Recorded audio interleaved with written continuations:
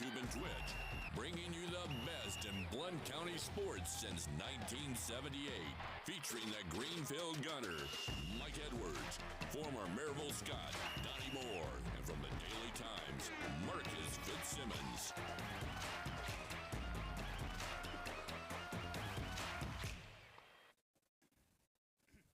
Hello, everybody. I'm Mike Edwards, the Greenfield Gunner, and I'm here at the Bluetick Tavern in downtown Maryville, along with Blount County Sports Hall of Famer Donnie Moore, longtime sports writer Marcus Fitzsimmons, and Maryville Times sports reporter Caleb Giroux. The gates are open for Blount County High School football, and we're going to the whistle blows. And now let's set today's lineup card.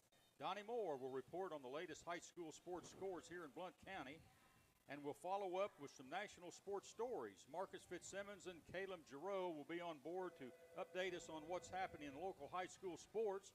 The Blount County Football Jamboree will be in the discussion, and I will follow up with some UT football and any other University of Tennessee sports news.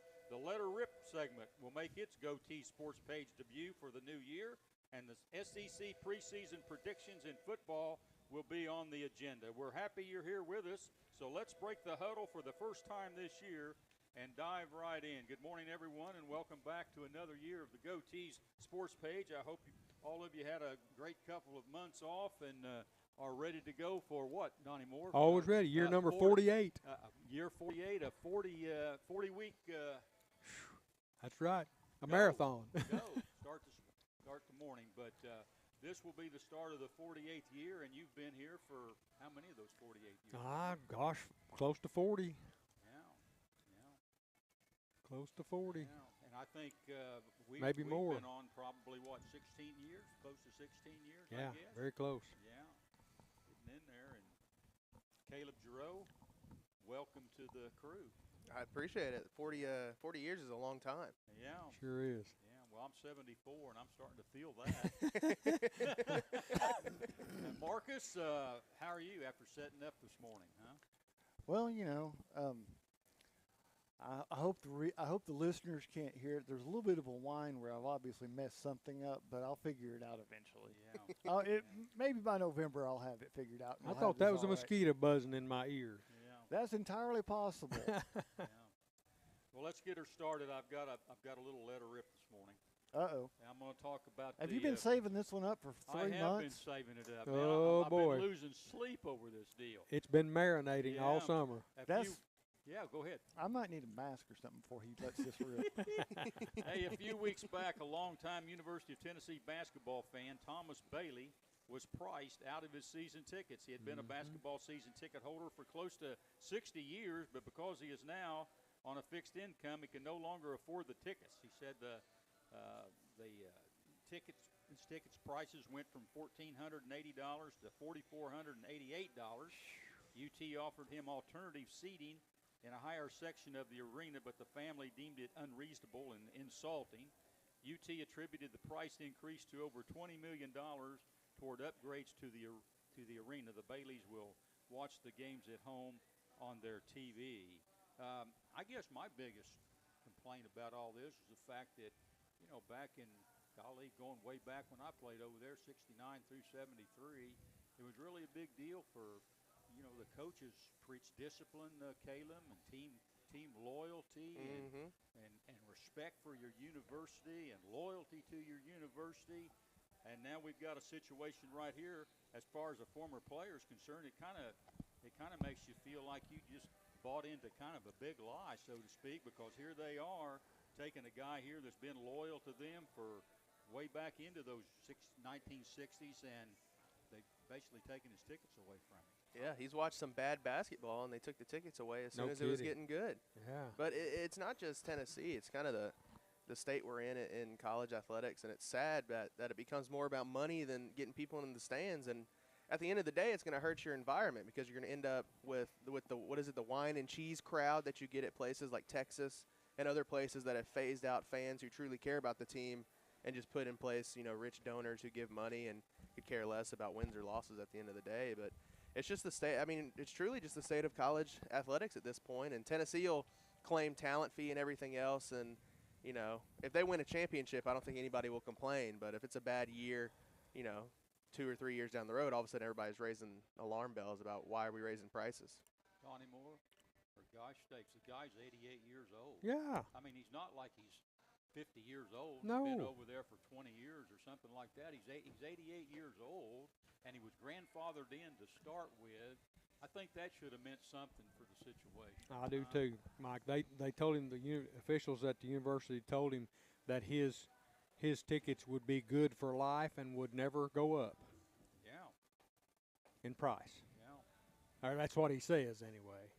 What hasn't gone up in price? Oh, no kidding. Yeah, Marcus Fitzsimmons, I'll tell you right now, I feel like that tradition over there in basketball, and you throw in football and baseball, whatever you want to do, whatever you want to put it, but those traditions were built with former players and people that were up there in the stands supporting those former players, and I can't see where this works at all, what they did to this guy. You know, there's a thing of, I mean, it's kind of like the Adidas announcement this week. I mean, there's a thing of where, yes, you're pursuing the almighty dollar and trying to keep generations involved to keep on giving and adapting to the newest and hottest things. But at the same time, there's some things that just make it Rocky Top. And you don't want the big orange screw to be the one that people take as the last one standing when you've got all these other rich traditions you can uphold. What are you trying to tell me, that Smokey should be replaced by a dancing checkbook out there dressed in orange and white?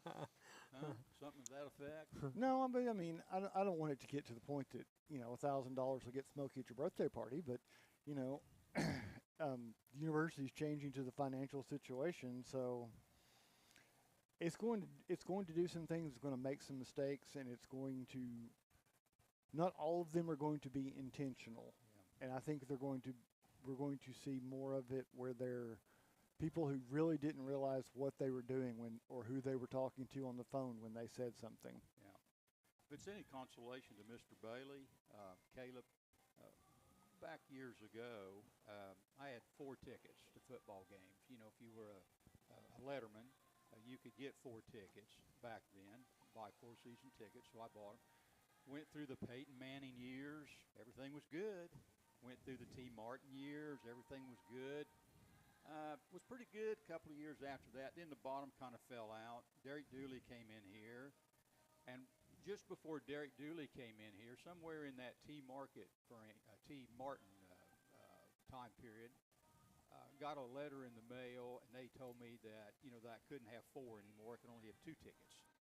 So the bottom kind of fell out, and Derek Dooley came in, and I get a phone call at the house.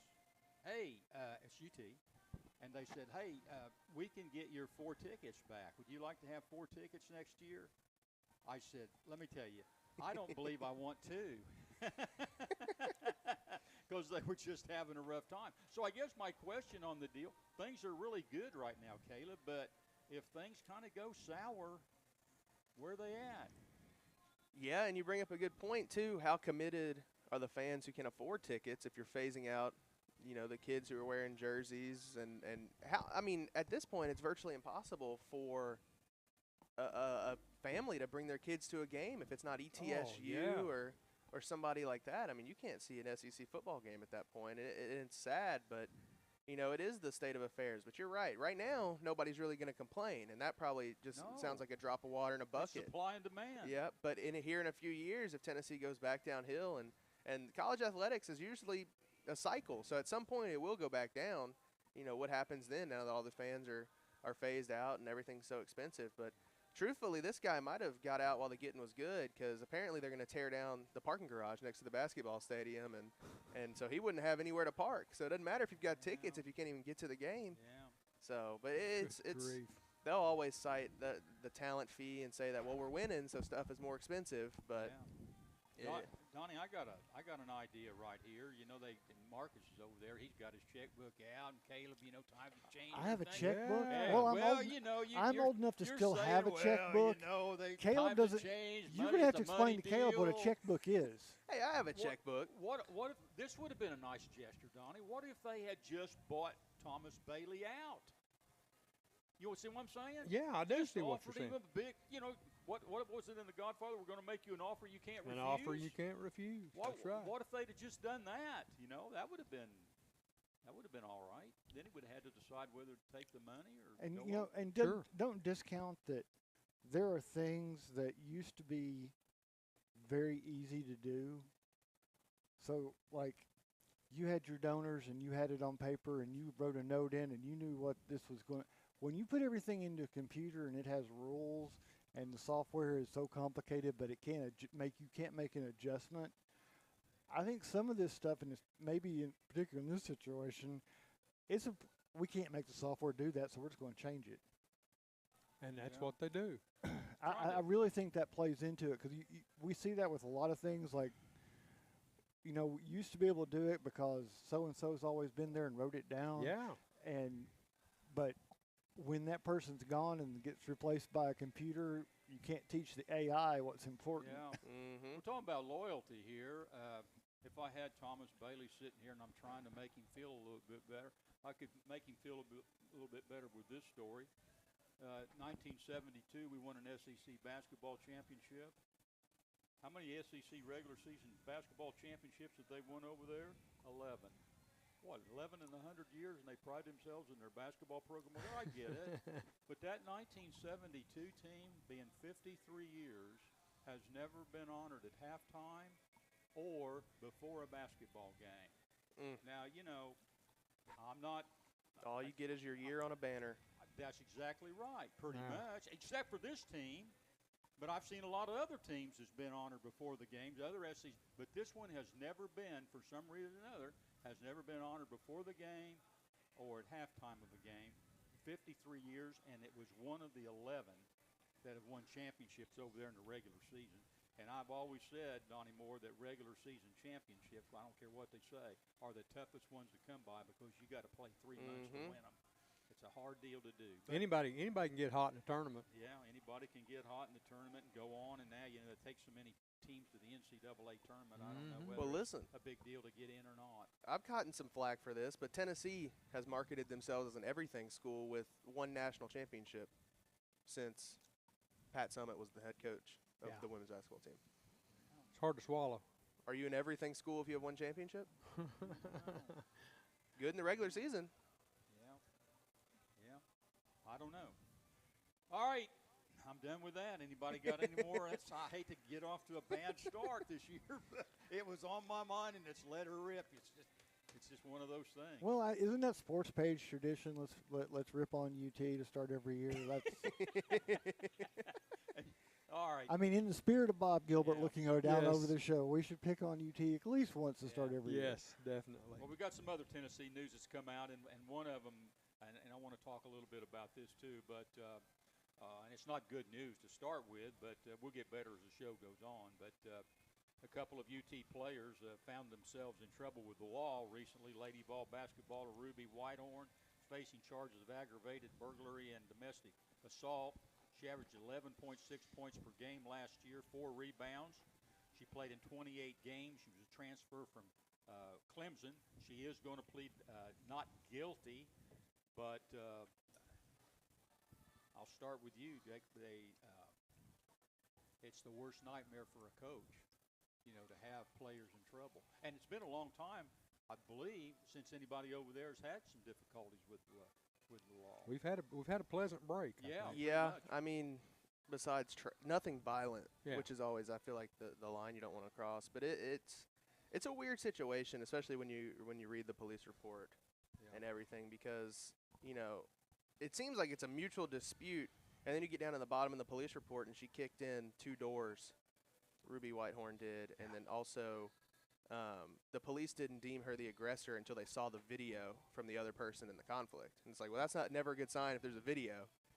But she was supposed to be go to court for an arraignment last Tuesday, but they pushed it, I think, to September 5th, which, you know, that happens all the time. But I'll be curious to see what happens then. And it puts, you know, Kim Caldwell in a tough position because we haven't really seen her have to discipline anybody aside from, oh, man, you miss a rebound, you got to run laps. So it'll really set a barometer for where her program is at and where she stands Well, on not those only issues. affects the individual involved, it affects your other players, your team, your coaches, and the school, because Marcus, what happens? It goes right to ESPN and all the news Yep. outlets. I mean, and there you are. all the way the New York Post had a story on it Yeah, in their paper, so it's definitely caught attention. And then Well, that's what we talked about.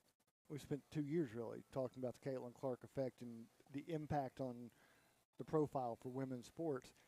The downside of that is when you're in that spotlight, you're in that spotlight, good and bad. Mm-hmm. So the attention, which I think sometimes is overplayed to what happens with the NFL player during the off season when they get a speeding ticket, versus what we're doing now.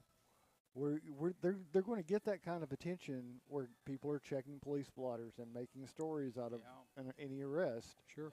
With all the social media that you have, Donnie Moore, now it's a whole different ball game than it was back 50 years ago when I was over there. Oh, no doubt. Things were kind of kept a little bit more quiet. Not that they didn't go on, but nothing's private anymore. Yeah, they had a receiver also in football, Chris Brazell, that was also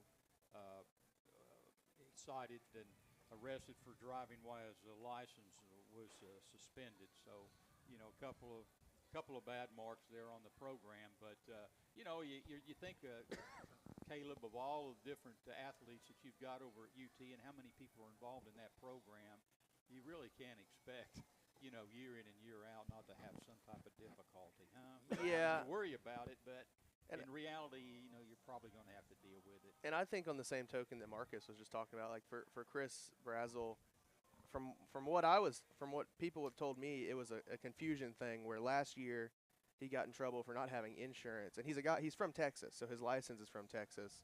But last year apparently, when he had insurance issues, somewhere along the way he got confused and they gave him a Tennessee license. So when he got pulled over and they looked him up, it said his Tennessee license was suspended, but he's actually got a license in Texas. Oh. So it seems like a big paperwork nightmare. Yeah. But like Marcus was saying, when you play at a school like Tennessee, all of this stuff is going to be overblown. And I always think back to the Jeremy Pruitt quote where he was like, man, I coached at Alabama and the police never gave us any issues. But now I'm in Knoxville and they're pulling all of our guys over. And it's like, well, everybody's going to find out about it. When you play for Tennessee, it's like a little city. So if you take the one that more recently, if you're driving through Athens, Georgia. Yeah, somebody's going to find out. Thankfully, I don't think we had maybe one this summer from coming out of Athens for speeding, but given where we were before, it sounded like they had GPS monitors on all those cars watching those guys. Yeah, I saw something on, I guess it was on Facebook last week. Caleb was, somebody got stopped down in Alabama. He was going like 80 in a 50-mile-an-hour zone or whatever, and the state trooper came up there, and he rolled the window down, looked at the state trooper, and goes, "Roll Tide." And the state trooper says, "Be careful, you were going about 30 miles over the speed limit. You can go on now." You think a Go Dogs gets you the same thing? Maybe the same thing. Or go Big Orange. Go Big Orange, maybe. Yeah. I don't know. But worked for that guy, I guess. But yeah, but anyway. what do you do if the state trooper looks at you and says War Eagle?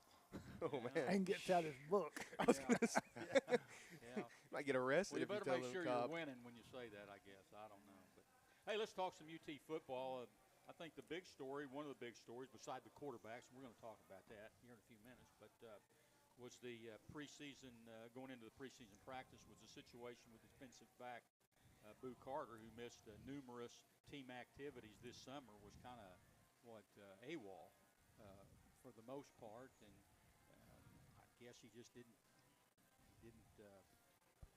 come to grips whether he wanted to play or didn't want to play, or maybe he wanted to go somewhere else. I don't know what all went on, but he decided to come back, and they put some restrictions on him and had him do some things, go to Children's Hospital, kept him out of some drills, and he's back, and obviously as of yesterday's scrimmage, it's still Marcus day to day. But this Boo Carter situation, the suspension enough? This type of suspension they got going on him, is it enough to straighten him out? Caleb may have some more insight into that. I mean, it just seems a little bit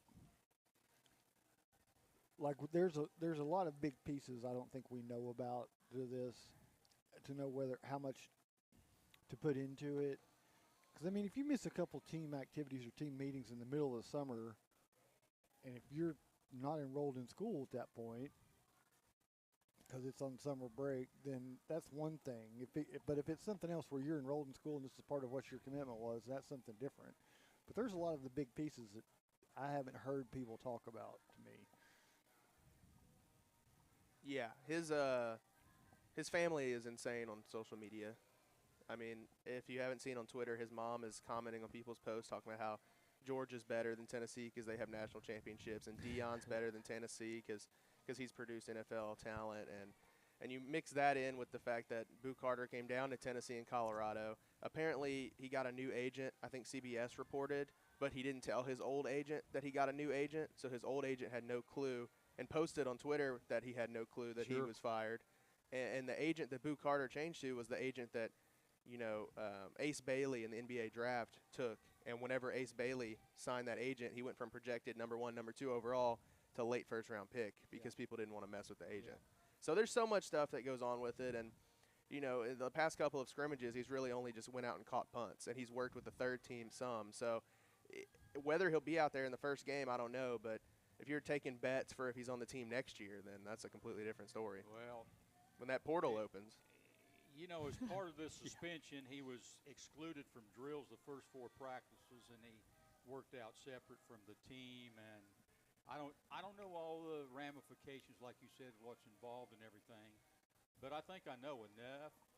And enough is that he has been suspended. So obviously it was serious enough to suspend him in some way. I don't like what they're doing with the suspension at all. You mentioned the money deal, and it's a different age and everything. You're exactly right. It's a different age. Wait a minute, they used to lock you guys in the dorm. Let me finish. This guy, since it's a different age than when I played and a lot of other guys played, you got to hit him where it hurts. You sure do. You fine him. You understand what I'm saying? He's making money. You don't send him to Children's Hospital and you don't hold him out a few days. You just sit him down and say, we're going to fine you, and this is what we're going to fine you, and we're going to take it out of your money. That's what you do with him. And I hate to say something like that because I'm sitting here admitting that we got a pro game going on over here. And nobody wants to admit that, but that's we do. This is a pro but deal. You got a pro this game is with SEC no Professional Football League. That's what we no got. Contracts. Mm-hmm. And you fine him. You think that doesn't hurt a guy? It hurts him, to take his money away from him. It would, but until you've got something to limit the transfer rules, then it's basically you're recruiting year-round on these guys to keep them from going anywhere. So you find somebody. I mean, whoever's the first one to do it is going to be the test for everybody else of whether you can get away with it or if kids are going to leave because of it. Well, they're leaving anyway. We lost the best quarterback, one of the best quarterbacks in the league potentially, to UCLA last year. He just left. And he took a pay cut. Well, he took a pay cut, but he left. So they're going to leave one way or the other. Fine them.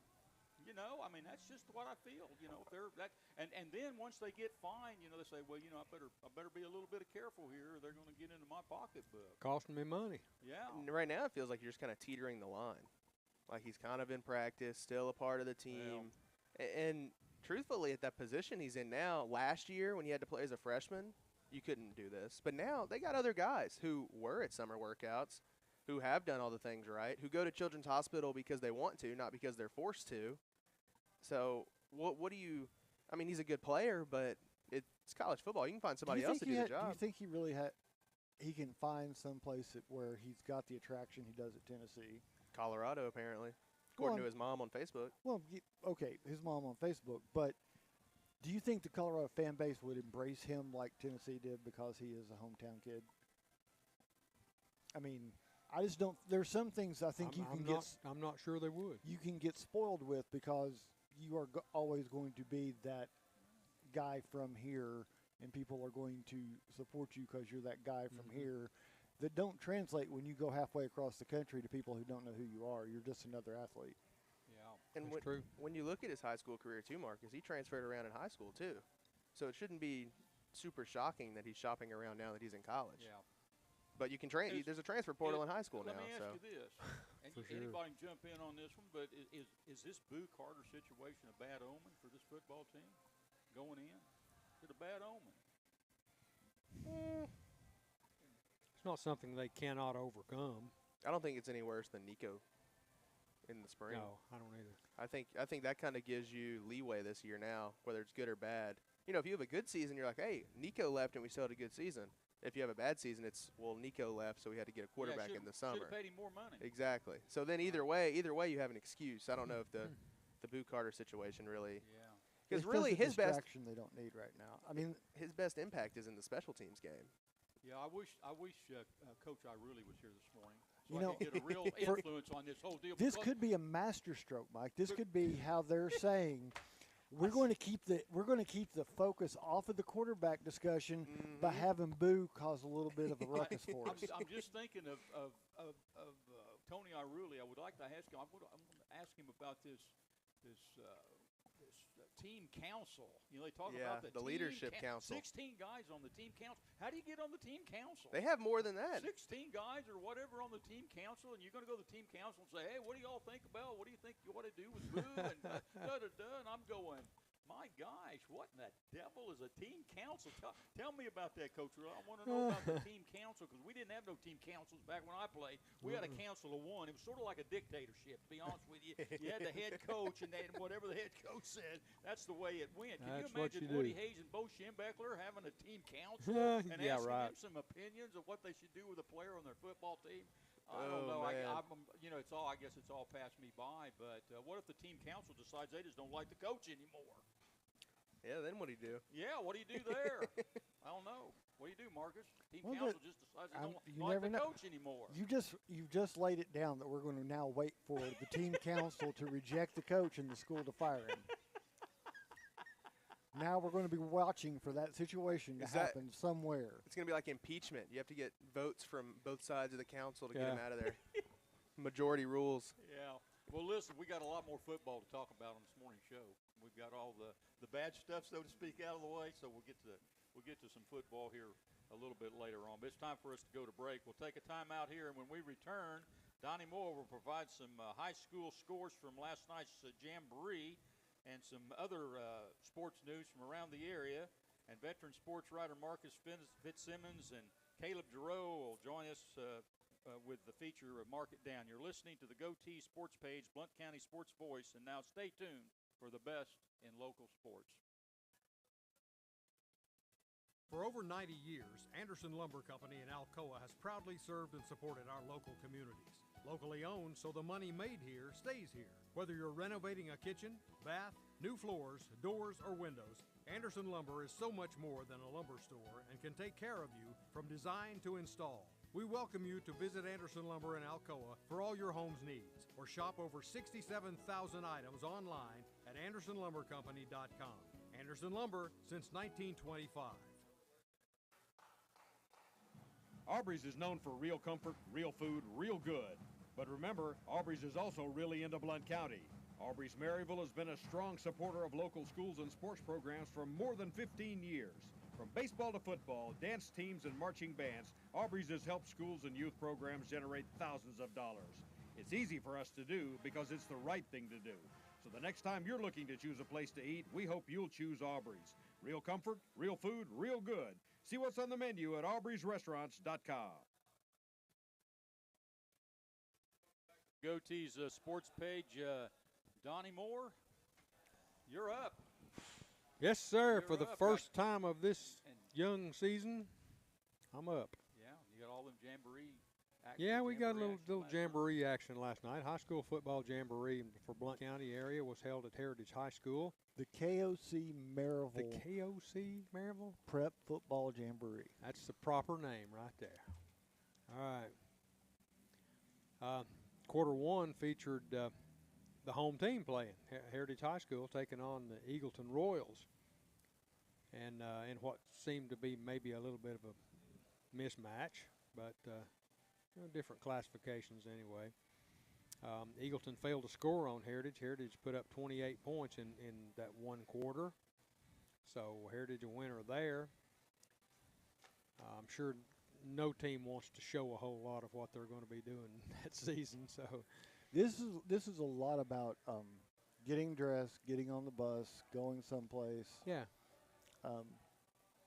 All those little tiny things that Sure. you might not do for a scrimmage that you do for a game. That it's just to go through. It's a dress rehearsal, and it's a little bit of fun. right. So, I mean, you can't. Nobody's going to win the state championship at the Jamboree. Nope, you're exactly right about that. But they can play some good competition. And the coaches hate it. I don't know. Some of the coaches think they might win the state championship at the Jamboree.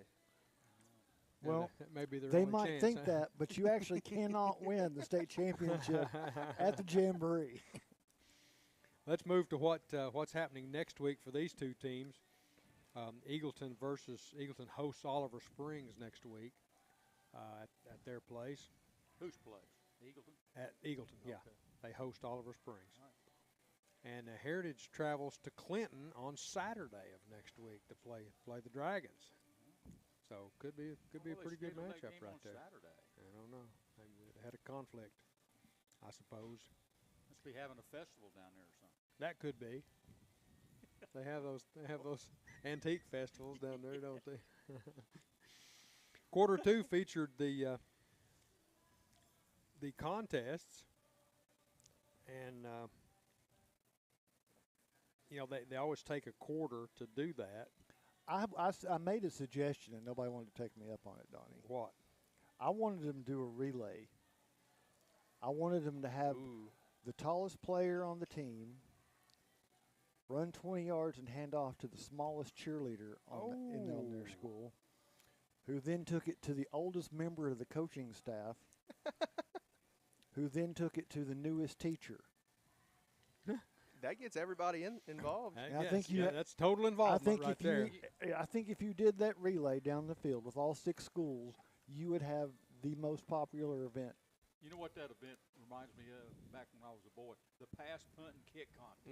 Yeah. Remember the NFL had that deal, for young kids, a pass, punt, and kick deal, and they have all the Oh, they still do. Oh, They still have that? they have Oh, yeah. pass, punt, and kick Well, in that's this what contest. that's Yeah, what- Well, we need to take the winners out of this and let them go on. sure do. The Down winner the the winner of the pass contest was Micah Jones from Alcoa. Running back Yeah, out he through the can sling it quarterbacks. though. he's got a cannon. Athletes. Winner, yeah. He The put it winner- 50-something yards down the field, Oh, yeah. something like that. It Wow. cleared the next closest by a good bit. The winner of the punt contest was Noel Meza Flores of Eagleton. with a heck of a kick. Really? Okay. I mean, it was Good. You would have been proud of I that would have been one. impressed. Huh? Yeah. And Donnie, there wasn't any wind last night, was No Mm-mm. wind at all. It's dead A lot of still. humidity. there? Yeah. The kick Hung up contest, there a long time. kicking contest was won by Hudson Jamerson of Maryville High School, son of former SRO that I used to work with, Ross Jamerson. So How far did he kick it? congratulations. I think he was about 60-yard kickoff. Yeah, you could tell. Too shabby. You could tell the guys who kick between the kickers in Mhm. that competition. Oh, yeah, I'm sure. Then 2 more contests to be had last night. One of them was the 40-yard dash for the lineman, won by Reed Odom of Heritage High School. Heritage gets a win right there in one of the contests. Was the orange sickle or whatever that The creamsicle? cream No, sickle, no. was he out there? That He was not seen. And I thought, They didn't let him enter? no, Oh, no. my gosh. No. Besides, he wouldn't have done And well. in I this- think the creamsicle has been retired for Batman, last I saw. I haven't seen the creamsicle in a They year would or have had two. to give him a head start, what, about 30 yards? Oh, yeah, like I said, he wouldn't have done well in this next contest. The 40-yard dash for the backs was won by a fellow by the name of Jameer Dean from Alcoa High School, wide receiver, great speed. Mm-hmm. And Alcoa, you don't just get picked. You have to prove it. You have to Yeah. win Oh, yeah. before you Yeah. can do it. He, Yeah. That's how Micah ended up throwing in the past. he said they had to race yesterday, and he won to get to do it. I mean, Alcoa makes a nice little thing out of this about competition on the squad to be the one to represent them. And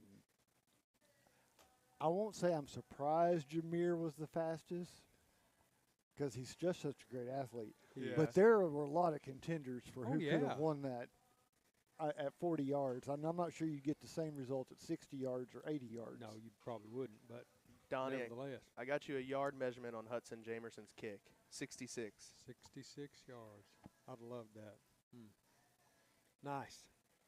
Well, moving on to the third quarter now of action, Alcoa hosted William Blunt. And well, they didn't host them, but they played them in at Heritage over one of the most beautiful places to watch a football game in history. By the way, Heritage High School. It was a little bit weird last night because we at one point I was telling Caleb that before it started, like we had a lightning delay, and we had 2 cracks of lightning, and Peggy was standing there and had to signal him to come off the field like an hour before the start because Heritage couldn't warm up, so we had like a 30-minute wait during warm-ups. But at one point, it was raining in one end zone, and it was not raining in the other end zone. Oh, my goodness. And then we had a cloud. Talk about scattered showers. We had a cloud show up and sit over the field for about 10 minutes and drench it, and then by the time we got to kickoff, it was clear skies. Oh. I mean, it was one of those really scattered shower things. It made for some interesting conditions, though. No, I'm sure. Even with that turf, it was a little bit wet in the stands at points. Well, Alcoa Tornadoes scored twice on the Governors last night, as opposed to the Governors not breaking the plane. So 14-0, Alcoa in the third quarter. Alcoa hosts next week. It's the big one. It's Alcoa hosting Maryville. Yeah, and first game of the season. You go in Alcoa Maryville week, the first. I mean, we've talked about it. We had to look it up, but it's weird because we have to go back to the week 0 rules when that was going on. But because of the week 0 rules that went on, it's the first time in almost 20 years for Alcoa that they will open with Maryville. Right. Because it was like 2006.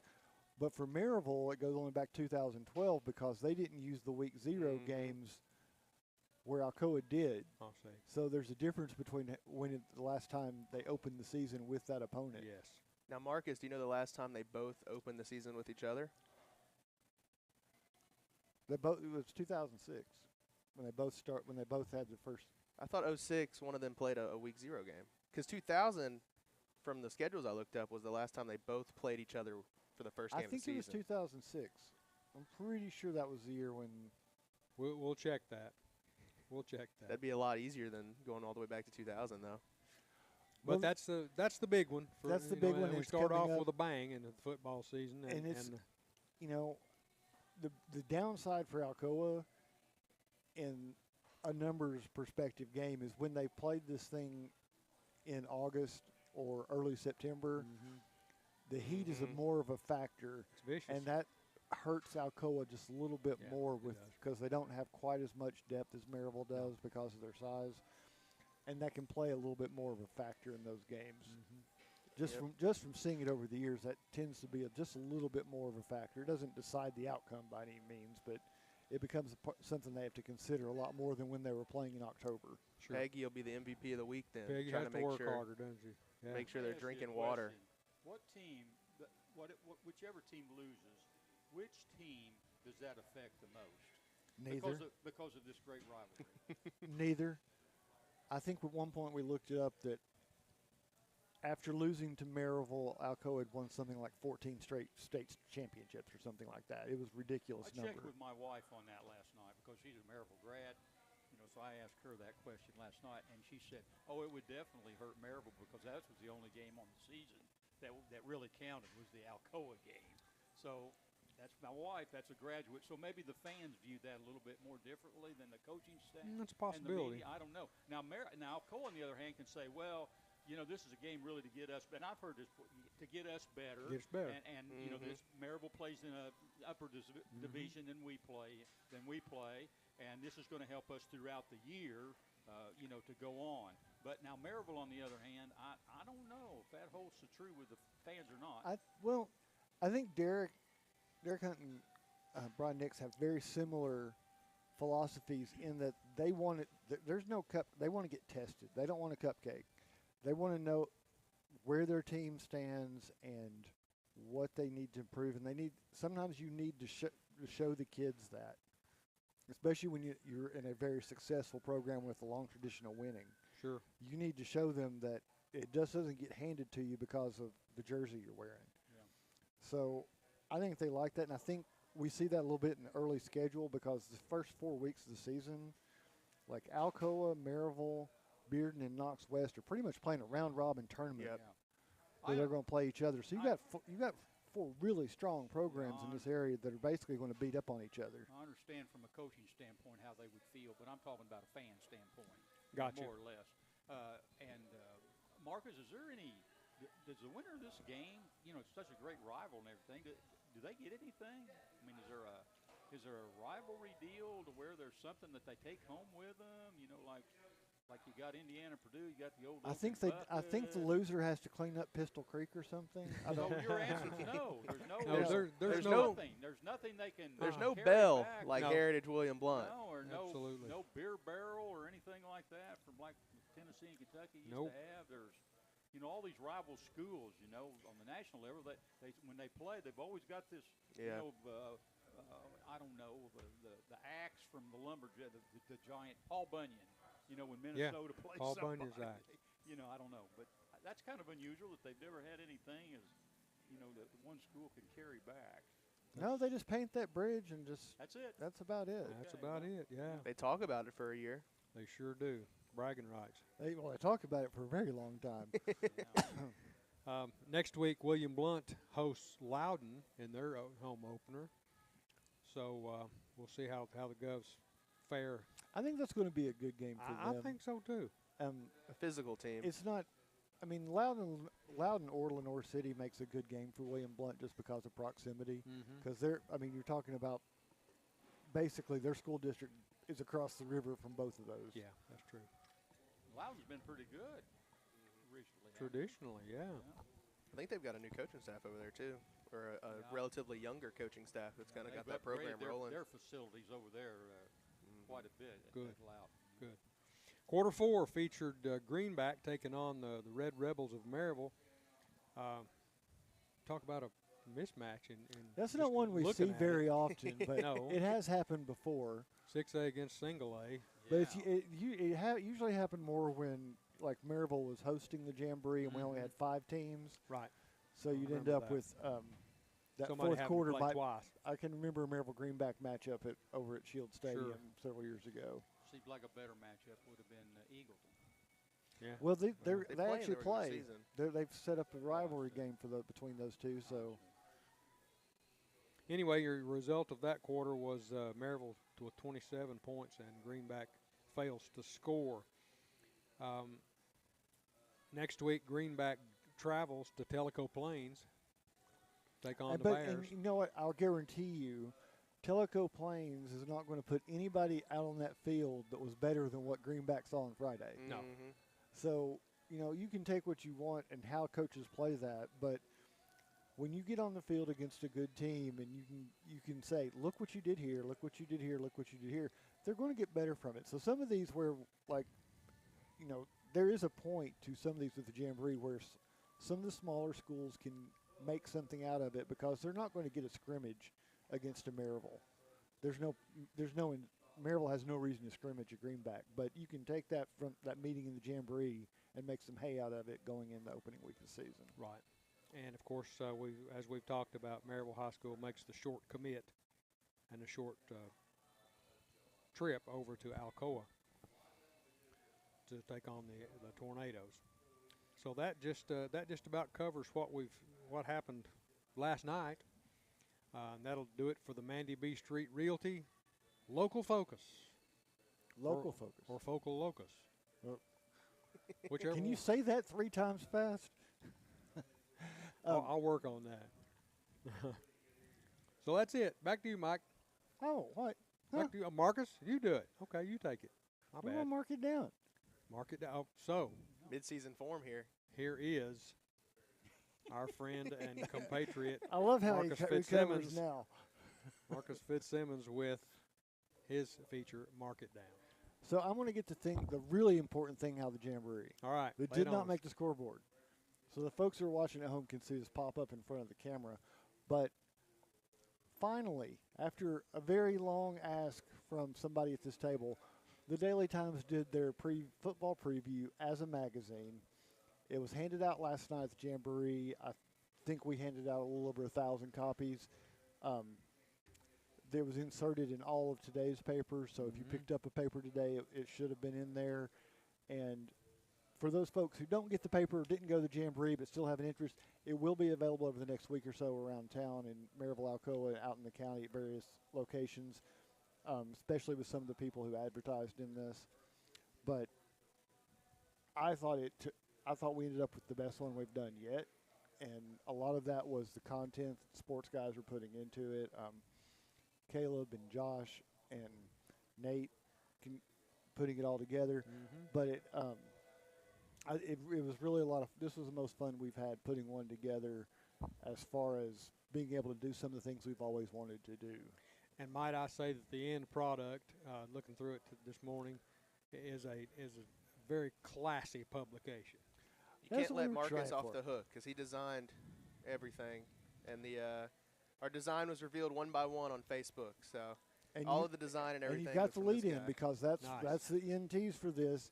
Is the contest runs through 11:30 Sunday night, but if you have a copy of the prep football preview, you can take a selfie with the preview and tag the Daily Times on Facebook, and you'll get entered to win a $100 Visa gift card, and that drawing will take place on Monday.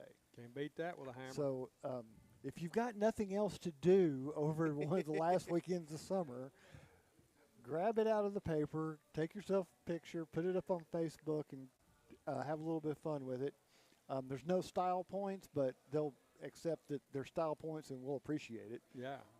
But you don't get double entries just because it was a good photo. Yeah, well, it is a first class publication. Sure Donnie, is. I think they ought to have an autograph session or something.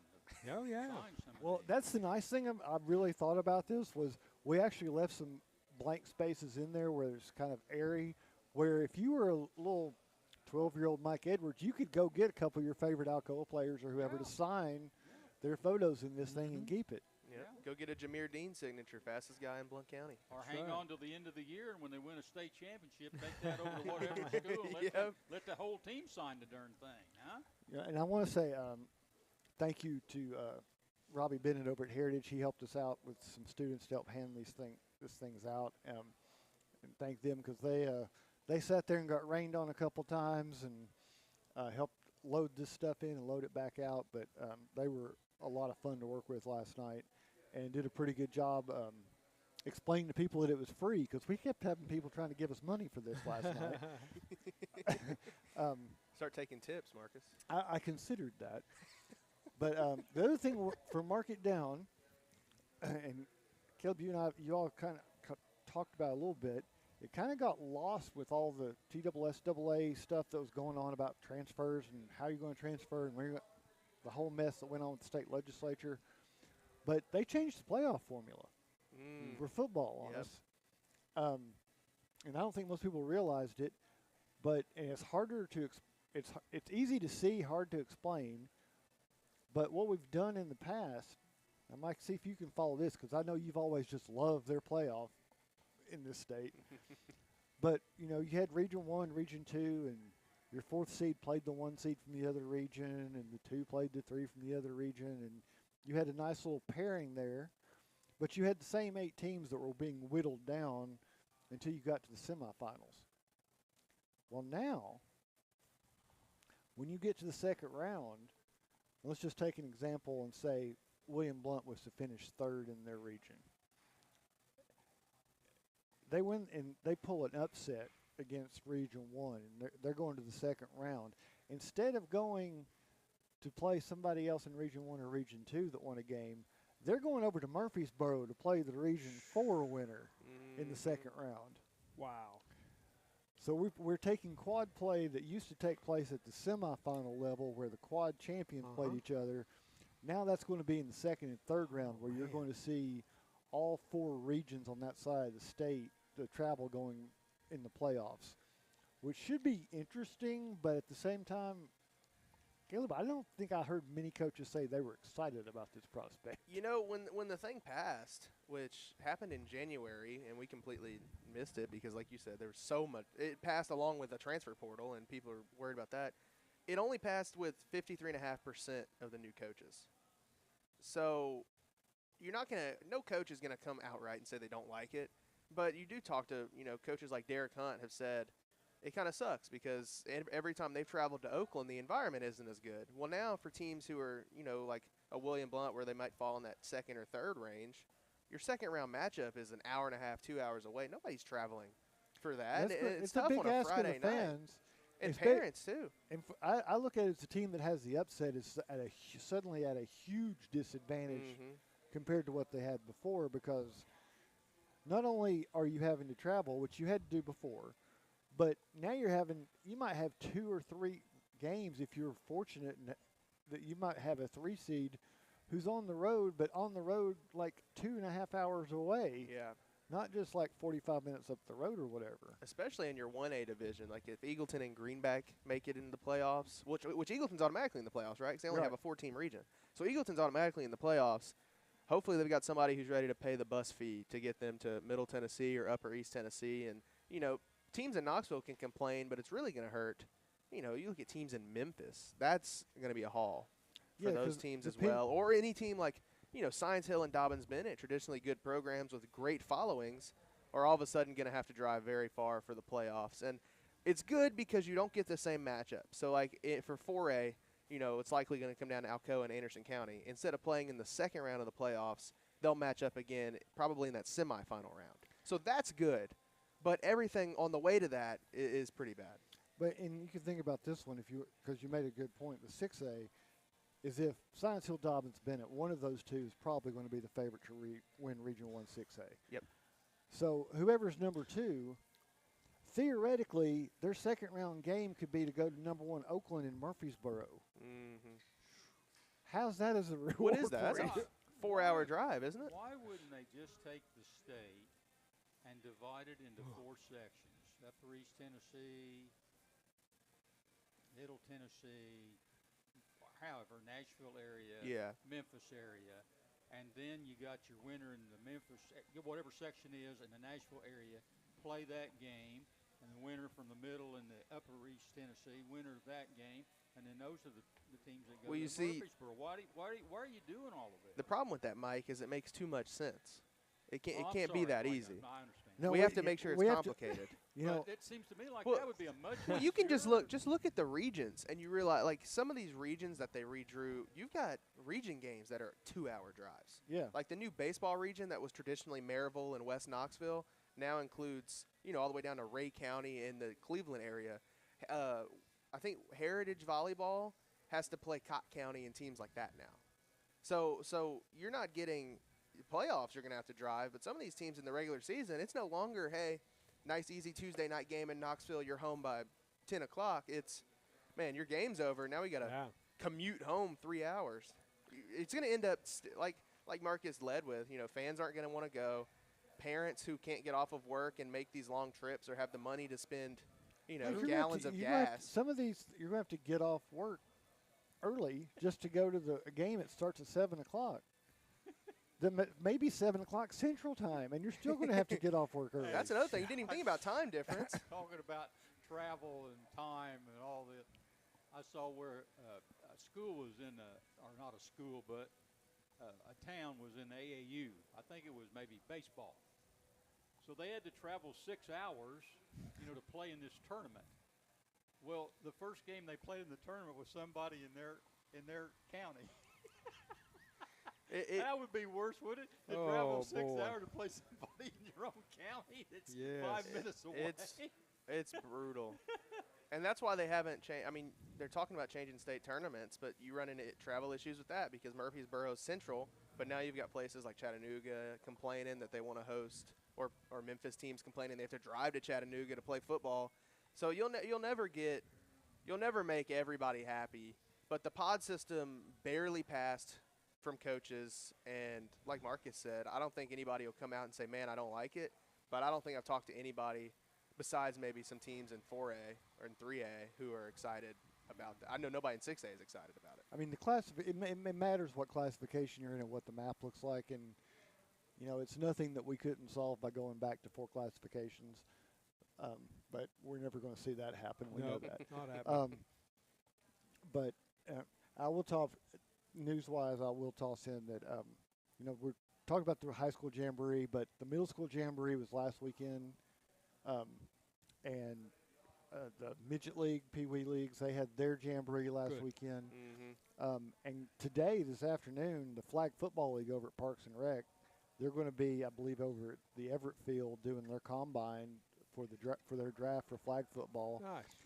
And talking with Chris Clark, Joe Huff yesterday, between flag football, midget football, and soccer programs, they've got 1,300 athletes out this fall for Parks and Rec between those three programs. That's a lot of kids. When I went to William Blunt to talk to Robert Reeves for our magazine preview, he said that they have so many pee-wees in their league now that they can't even use their extra practice field during the week because it's filled to the brim with little kids trying to learn how to play football. And a lot of former William Blunt and high school players in our area have taken responsibility in coaching some of those teams as well. Yeah, you know what? I think I've become a fan of the flag football for the younger kids, and I think that's I think it's letting some kids play that may not have played if it was still in helmets for the small ones. So I'm glad to see that happening too, and be interested staying there. But I'll wrap it at that, Mike, and we'll go ahead and turn that page. Okay, it's time to turn the page, and up next is the Anderson Lumber Company Player of the Week segment. You're listening to the GoTeez Sports page, and now stay tuned for the best in local sports. The Roger L. Newman Company began in 1984 with a vision of providing Blount County with excellent heating and cooling service. Mr. Newman also wanted a real business. No gimmicks and no high-pressure sales. They just fix it or replace it. They want to stay within your budget and make you comfortable. Their motto still stands true today. Call us first, we'll be there. Call Roger L. Newman Company at 982-5446 or visit online at rogerlnewman.com. Cooler temperatures are approaching. Upgrade your furnace now for as little as $50 a month. For over 50 years and 3 generations, the people of Blount County have trusted Stevenson Tire with their vehicles and their families. Our mission has always been simple: to provide quality products at reasonable prices with exceptional customer service. Featuring tire products from Michelin, B.F. Goodrich, Uniroyal, Bridgestone, Firestone, and Yokohama, Stevenson Tire also offers alignment and brake services at affordable prices. Stevenson Tire Company, 2411 East Broadway Avenue in Maryville. Call 983-1621 or online at stevensonTire.net. Welcome back to the Bluetick Tavern in downtown Maryville. This is Mike Edwards along with the rest of our broadcast crew, and now it's time for the GoTeez Sports page Player of the Week segment sponsored by Anderson Lumber Company, where quality service is always a priority, proudly serving Blount County for over 100 years. Marcus Fitzsimmons has yielded to me a little bit this morning, so we're going to talk a little UT Well, football. it's hard to have a Player of the Week when they haven't played yet, Mike. So, I mean, I get a bye on this one. Yeah, and I'm all for that because I'm not counting those jamborees as well, I knew I'd get yelled at if I brought in a Player of the Week from the jamboree. You just give me a hard time about it.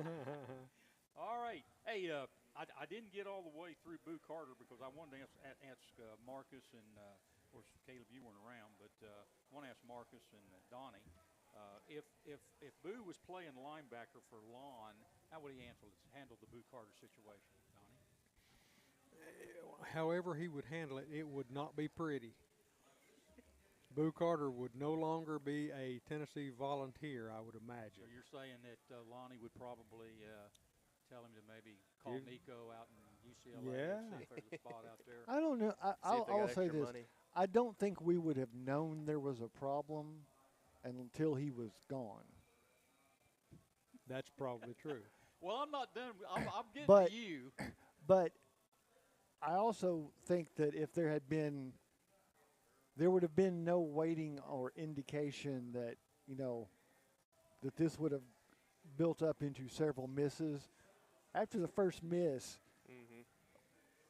he would have met with Lonnie Okay. one way or the other. All right, we got Lonnie out of the way because I was going to take the kind of easy guy first. Lonnie's, he got a little bit of heart there. You know what I'm saying? What would Ray Trail have done, Marcus? Now, that's a little bit harder because they have a similar attitude but different methodologies. They do. That's true. They sure did. So I would guess Ray would have probably been very similar. I think it might have taken to the second time at the no-show, and then Ray would have been knocking on the door, saying, "Where were you?" And there would have been a hit the trail or happy trail outcome out of that. That would be considered that Boo was an offensive lineman with Ray, which is a big ask. But what about this? What about this with Ray, Donnie? What would Ray have done? Maybe said, "Well, Lonnie, I don't want him. Would you like to have him?" Maybe.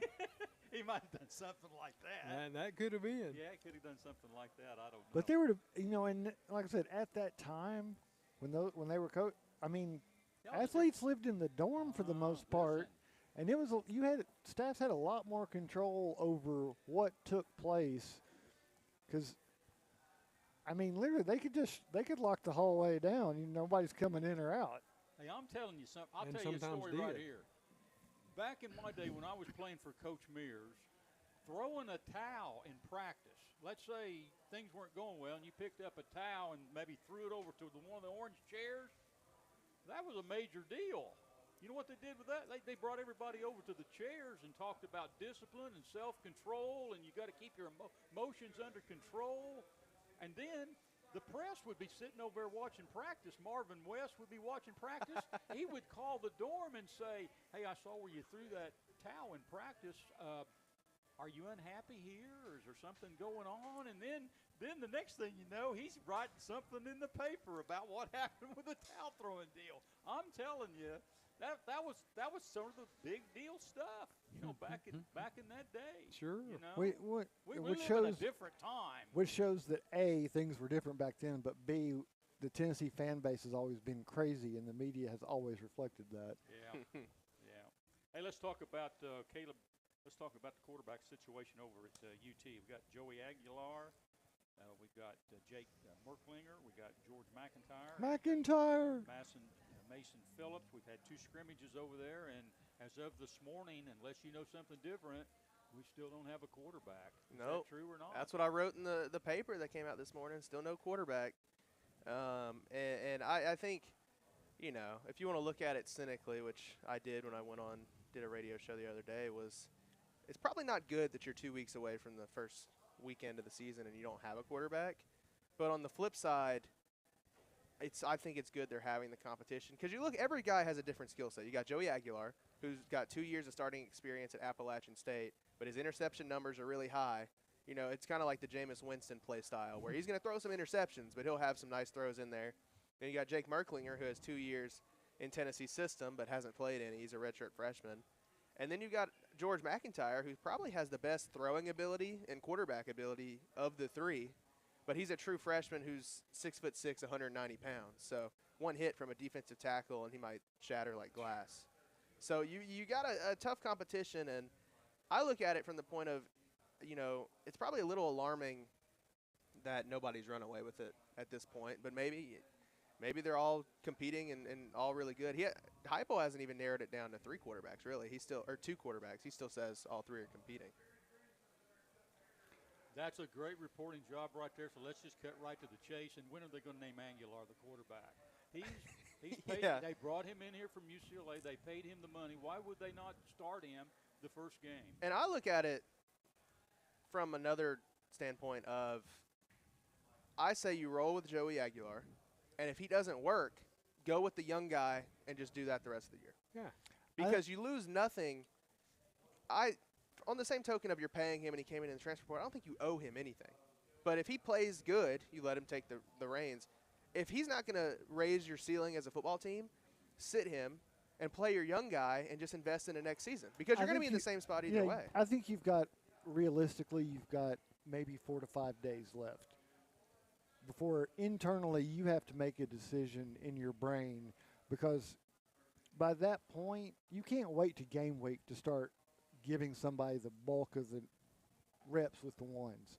You need that extra week just to have who you think you're going to do, who you think you're going to start. They need to be working with the ones at least a week before you go into game week, in my mind. I've got a rebuttal for you, Marcus. All of the ones are hurt.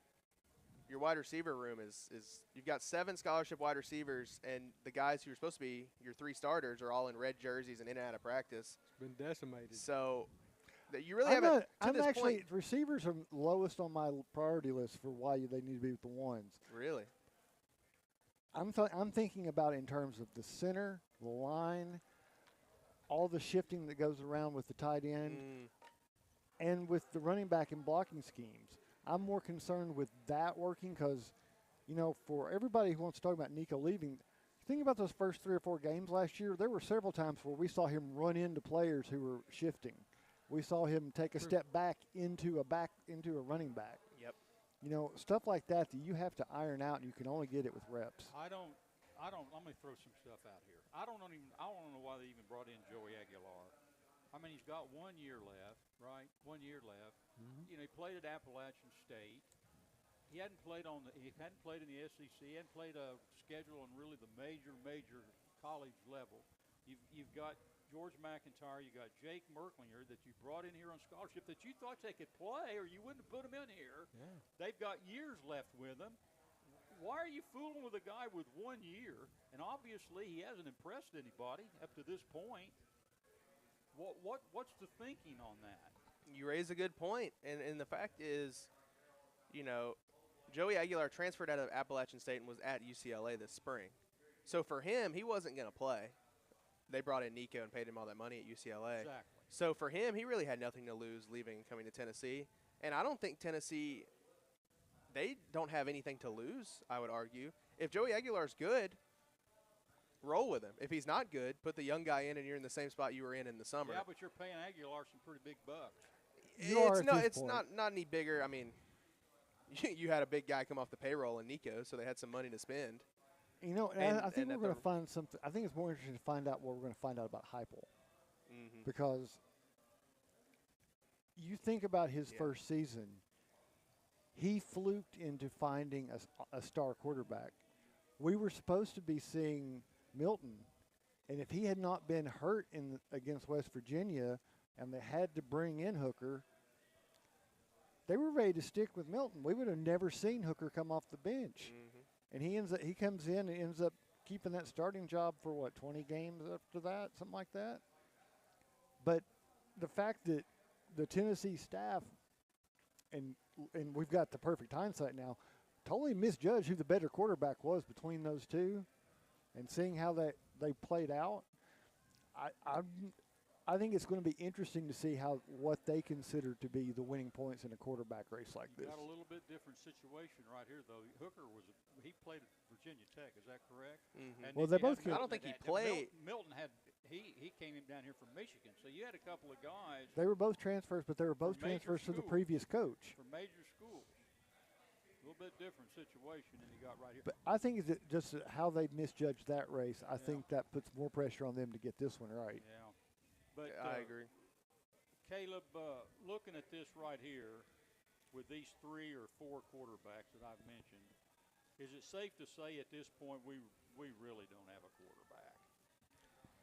Yeah, I mean, you asked the question already. I think everybody kind of knows who the quarterback is going to be, and that it's going to be probably Joey Aguilar because that makes the most sense. And, I mean, you've had some people come out and report that he's going to be the starter. You're just throwing darts at the wall at that point. But everybody kind of knows that's where it's going to end up. But truthfully, with this Tennessee team, and correct me if y'all think I'm wrong, but with your football schedule that they play this year, I don't think the quarterback really will change much from a win and loss standpoint because it's not – you don't have a super, super tough schedule with a lot of toss-up games. I think the floor with the schedule is there, which is why maybe they're slow rolling this a little bit. But, I just kind of worry that if somebody hasn't taken the reins of the job so far and they don't want to come out and name it, Heupel's always kind of weird about those things, so maybe don't look too much into it. But there's also the argument of, it is kind of worrying that you don't have a starter who's run away with this coming off your second scrimmage. As you go into this week, they're going to go through a mock game week where they treat everything like they're playing a game this weekend. So I think there's two sides of that coin, and I feel like we kind of all know the answer. It's just a matter of when, not if. But why not now? And you know what? Here's the other one that we'll bring it up every now and then. But you go back to the classic story of Tennessee's greatest quarterback. He was number 3 on that depth chart going into that season. It was injury that put him into the starting role as a freshman because they had to lose a 6-year senior, and then they had to lose Todd Helton before he got his chance. So we think about it in terms of health, but you could realistically start with 3 and be down to 1 by the middle of October because out of injury, because those things do happen. Yeah, they do. Looking at these quarterbacks going in, I don't think we have a quarterback right now. Now that may Do you want to quote Ray? That may change as the season goes on. How many teams? I've not seen any, but how many teams have you seen win championships without a quarterback? Without an outstanding quarterback. How many teams were in the playoffs last year without an outstanding quarterback? Tennessee? Relying completely. No, That's a good one. No, listen, Nico had a decent year for a quarterback. He didn't have a great year. He didn't meet the expectations of everybody, but he had a year that he was building to have another great year the next year and then possibly a great year the next year. He was getting his feet wet, and they went to the playoffs with him. But if you don't have a quarterback, I can't see it. I just can't. It's worrisome. It's real worrisome and real concerning. Now, I'm not saying one of these guys can't step up there and do a great job, in the season, but I don't know. I'll walk you off the ledge, Mike. They've always had a good run game, no matter who the running back is, and they should have a really good defense. And you combine those two things, and I think the floor of where this team can be, is still the same no matter who the quarterback is. And the schedule's easy. I mean, you play Arkansas, Kentucky, Vanderbilt. Oklahoma's a wild card. You know what they'll look like. So, I think quarterback is a problem, and you knew that coming out of the spring. But I think that the floor is all right, unless something crazy happens this year. I can tell you this. If I'm looking at this right now on paper, and I'm looking at what you're saying, and you're a UT fan, you better love defense. Some ugly football. You loved that defense last year because they basically put you in the playoffs, not taking away anything from Nico because he did a fairly good job to get him there from his end of it, and the running backs did a good job. Yeah. But the defense put them there, and they look for that defense to be as strong, if not stronger, this year. You better like it. You better like seeing that defense out there on the floor. And if you're saying, well, they've been successful running the football, they better be pretty successful running it this year if they don't have the offense they need to have, because you run the football, you run the clock, and you shorten the game, and you keep your defense off the field, and when your defense is out there, they help you. Listen, that's but where 2021 was not a good. I think it was 7-5, but it was a really fun 7-5. I think this year you're going to be 9-3, 8-4, 7-5 range, but man, it probably won't be a pretty. It'll be every game will look like that Oklahoma game. I think it will fit in with year. this season, because when you look at the top 10 teams in the AP poll that came out on Monday, 7 of them are starting new quarterbacks. Now, some of those guys are all have a bunch of stars beside their name, and they're expecting the world from them. All 7 of those guys are not going to live up to billing. You know that. No, they'd make me nervous. It is going to make for absolute. When you pair that with some of the big games in the first 3 weeks between conferences, like the Clemson LSU game or the Miami Notre Dame game, some of those, you have the potential for complete chaos. That before October 1st, the top 25 poll we saw Monday and the top 25 poll we see that first week of October will look nothing alike. Yep. You might have 2 teams in the top that are in the top 10 right now that are still there a month into the season. Yeah. Hey, it's time for a break, and when we return, it's the Boys Sports Spotlight. You're listening to the GoTeez Sports page, and now stay tuned for the best in local sports. For over 90 years, Anderson Lumber Company in Alcoa has proudly served and supported our local communities. Locally owned, so the money made here stays here. Whether you're renovating a kitchen, bath, new floors, doors, or windows, Anderson Lumber is so much more than a lumber store and can take care of you from design to install. We welcome you to visit Anderson Lumber in Alcoa for all your home's needs, or shop over 67,000 items online at AndersonLumberCompany.com. Anderson Lumber since 1925. Aubrey's is known for real comfort, real food, real good. But remember, Aubrey's is also really into Blount County.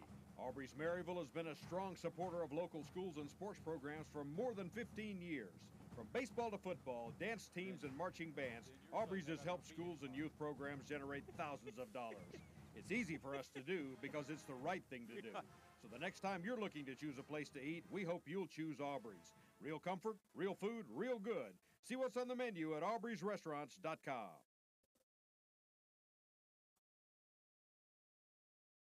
Welcome back to the Bluetick Tavern in downtown Maryville. This is Mike Edwards, and it's time for the Boyd Sports Spotlight, and I'm going to turn it over to Donnie Moore. Well, thank you, Come on my back friend. in here, partner. You got it. Talk He's a little been bit about quiet. Let's He's do been, this. He's been just church mouse just over there laughing at me and Caleb. He's taking it all in, That's and, then right. and then at the end, I'm going to ask him for the last word. See? That's what I'm going to do. I think All we're right. getting ambushed by these. Well, here we go. Let's do sports headlines for the week, brought to you by Fast Signs. Former Denver Nuggets mascot Drake Solomon, who wore the costume as Rocky for 3 years, has reportedly filed a lawsuit against the franchise this week in Denver District Court. The suit alleges the Nuggets violated the Colorado Anti-Discrimination Act when they fired him after he sustained a hip injury. As a result of his 2022-23 season injury, Solomon was diagnosed with avascular necrosis and underwent surgical procedures to treat the death of bone tissue due to a lack of blood supply. Then he had a hip replacement. When he recovered from hip surgery, Solomon found that he had been replaced and indicated that he faced this is a quote, a hostile work environment. So we'll see how his lawsuit goes. He's a the mascot's a minor, right? I would think It's so. the little guy with the pickaxe. Am I right on that, Caleb? I think so. I don't know if he For the Rocky? Nugget? Yeah, that sounds right. Rocky. I mean, he's not a lump of gold walking around No. out there. Well, we know how minors are treated. Yeah, We're not far from coal country. We know That's how right. minors get treated. So you better believe it. you know, this Hey. is you should expect to be replaced if you can't perform in Yeah. in the What have you mines. done for me lately? Oh no! Wait a minute. I'm wrong. He's a it's a mountain lion. He's a mountain Rocky lion. the mountain lion. Rocky the mountain lion. In which case, throw that out the window. I didn't know what I was talking about. Being a mascot's a rough job. Wasn't there one out there get chased by a grizzly bear? And it's filming Yes. some kind of commercial or something out there. Yeah. Well, Texas Tech mascot apparently rides like a horse or something. Got in a wreck yesterday. On a horse. With a horse? Yeah, the masked rider. Well, you remember how long, it was 2 or 3 years ago, the Boomer Sooner flipped over before a football Yeah. game. Yeah, I saw that. I remember that, but that's different. I mean, was it like I hate to say head-on collision with horses, but Yeah, all it says, Texas Tech released a statement that he's okay. It just popped up. All right. Well, 37-year-old quarterback Matthew Stafford of the L.A. Rams is attempting to manage a condition that is unfortunately common to persons of his age group. It is an aggravated disc in his back. Rams head coach Sean McVay said that Stafford is scheduled to work out today with hopes that his back responds better than it did last time. The Super Bowl 56 champ hasn't practiced with the team since he threw 68 passes last Saturday. So I'll tell you, those back injuries can be nagging that was the things. first time he practiced. Yeah. Was last Saturday. Right. Threw And 68 you passes. basically thrown 68 passes with your teammates in the offseason at this point. That's Mhm. they can say what they want. I don't think that works. Sounds like Hendon Hooker might be in line to play some snaps. I'd like that. I'd like to see that. Cleveland Browns rookie running back Quinshawn Judkins was arrested last month on a domestic violence and battery charge, but the state attorney's office has declined to file a formal misdemeanor battery charge against Judkins, citing a lack of evidence. So they're just dropping the case.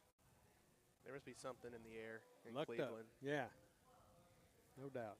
Former Lakers head coach Pat Riley will be unveiled in a statue at Star Plaza prior to the Lakers game with the Boston Celtics on February the 22nd. Now, by that you mean they're going to unveil a statue of Riley? They're not putting Yes. they're not casting him in bronze and planting him out there. His image. Okay. Yeah. Well, I kind of like left the out that- I kind of like the second version better. Yeah. That'd be a lot more entertaining. Riley served as head coach of the Lakers from 1981 to 1990 and won 4 NBA championships during that time. What about Good Phil coach. Jackson? Didn't he go out there and win some championships? Phil Jackson? I think he Well, did. Yeah, Maybe they're going to do this statue and then maybe so. bring him.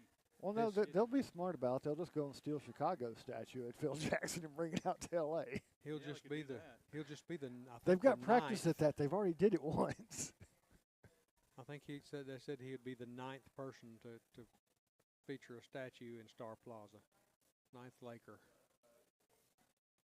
That seems to be the trend. Build a statue of somebody. Yeah. They quit hanging banners, right? Yes. Build a statue. We talked about somebody being an entrepreneur a little while ago. I'm going to tell you a little story about an entrepreneur that's out up in Williamsport, Pennsylvania.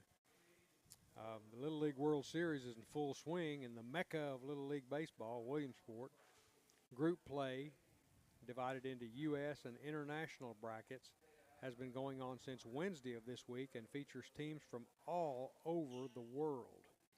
Games can be seen on ABC, ESPN, ESPN2, ESPN Deportes, and ESPN Plus. Now, here's the story about the entrepreneur. There was a kid yesterday, I think. Yesterday, I watched about 3 games yesterday over there, and there was a kid that's up on the hill where they take the boxes and they cardboard boxes and slide down the hill. You know, Yeah, at Williams yeah. at Lamade Stadium. He was selling boxes, $5 a pop. Anybody needed a box, he'd sell them one. Well, somebody had to help him drag all those boxes up to the top of the hill to begin with. I don't know. He may have broken them down and then put them together when As he got long up as he's there. not Supply and spraying, demand. as long as he's not spraying that stuff that Clark Griswold used in Christmas Vacation, Oh it's yeah, fine. no kidding. Wow. Los Angeles, host of the 2028 Summer Olympic Games, which is now less than 3 years away, has announced a strategic move to sell naming rights to various venues, a practice common to other sports venues. The decision is a first in Olympic history and a significant revenue-generating opportunity for the Summer Games. That's terrible. Commercializing it. I don't understand how they, and they. First off, they've got people who have already signed deals to do this. There are companies who have already done this. Mm-hmm. But it doesn't change the Olympic rules. So you put naming rights onto the venue for the games. You still don't get any signage inside that venue. Nope. Like you don't. There's not going to be, if they were doing it at the sports page track and field, there's not going to be a sports page sign in there. That's true. So you're not going to be on TV. You get basically nothing except when whatever announcer remembers to announce your name as part of the venue. Right. They put it on And- the screen. They Yeah. put it on the TV Yeah, screen. they'll do But that. you can't get, like, there are certain venues that are locked down that can't be used, which are the ones that people would want. Yeah, like, sure. You know, the Coliseum's locked down. You can't. They're not going to give away the names on it. Uh-uh. So, I mean, I understand why. It just seems like I do too, but you're it's, really going to have to sweet talk somebody to put out the kind of money Yeah. required. they may have trouble.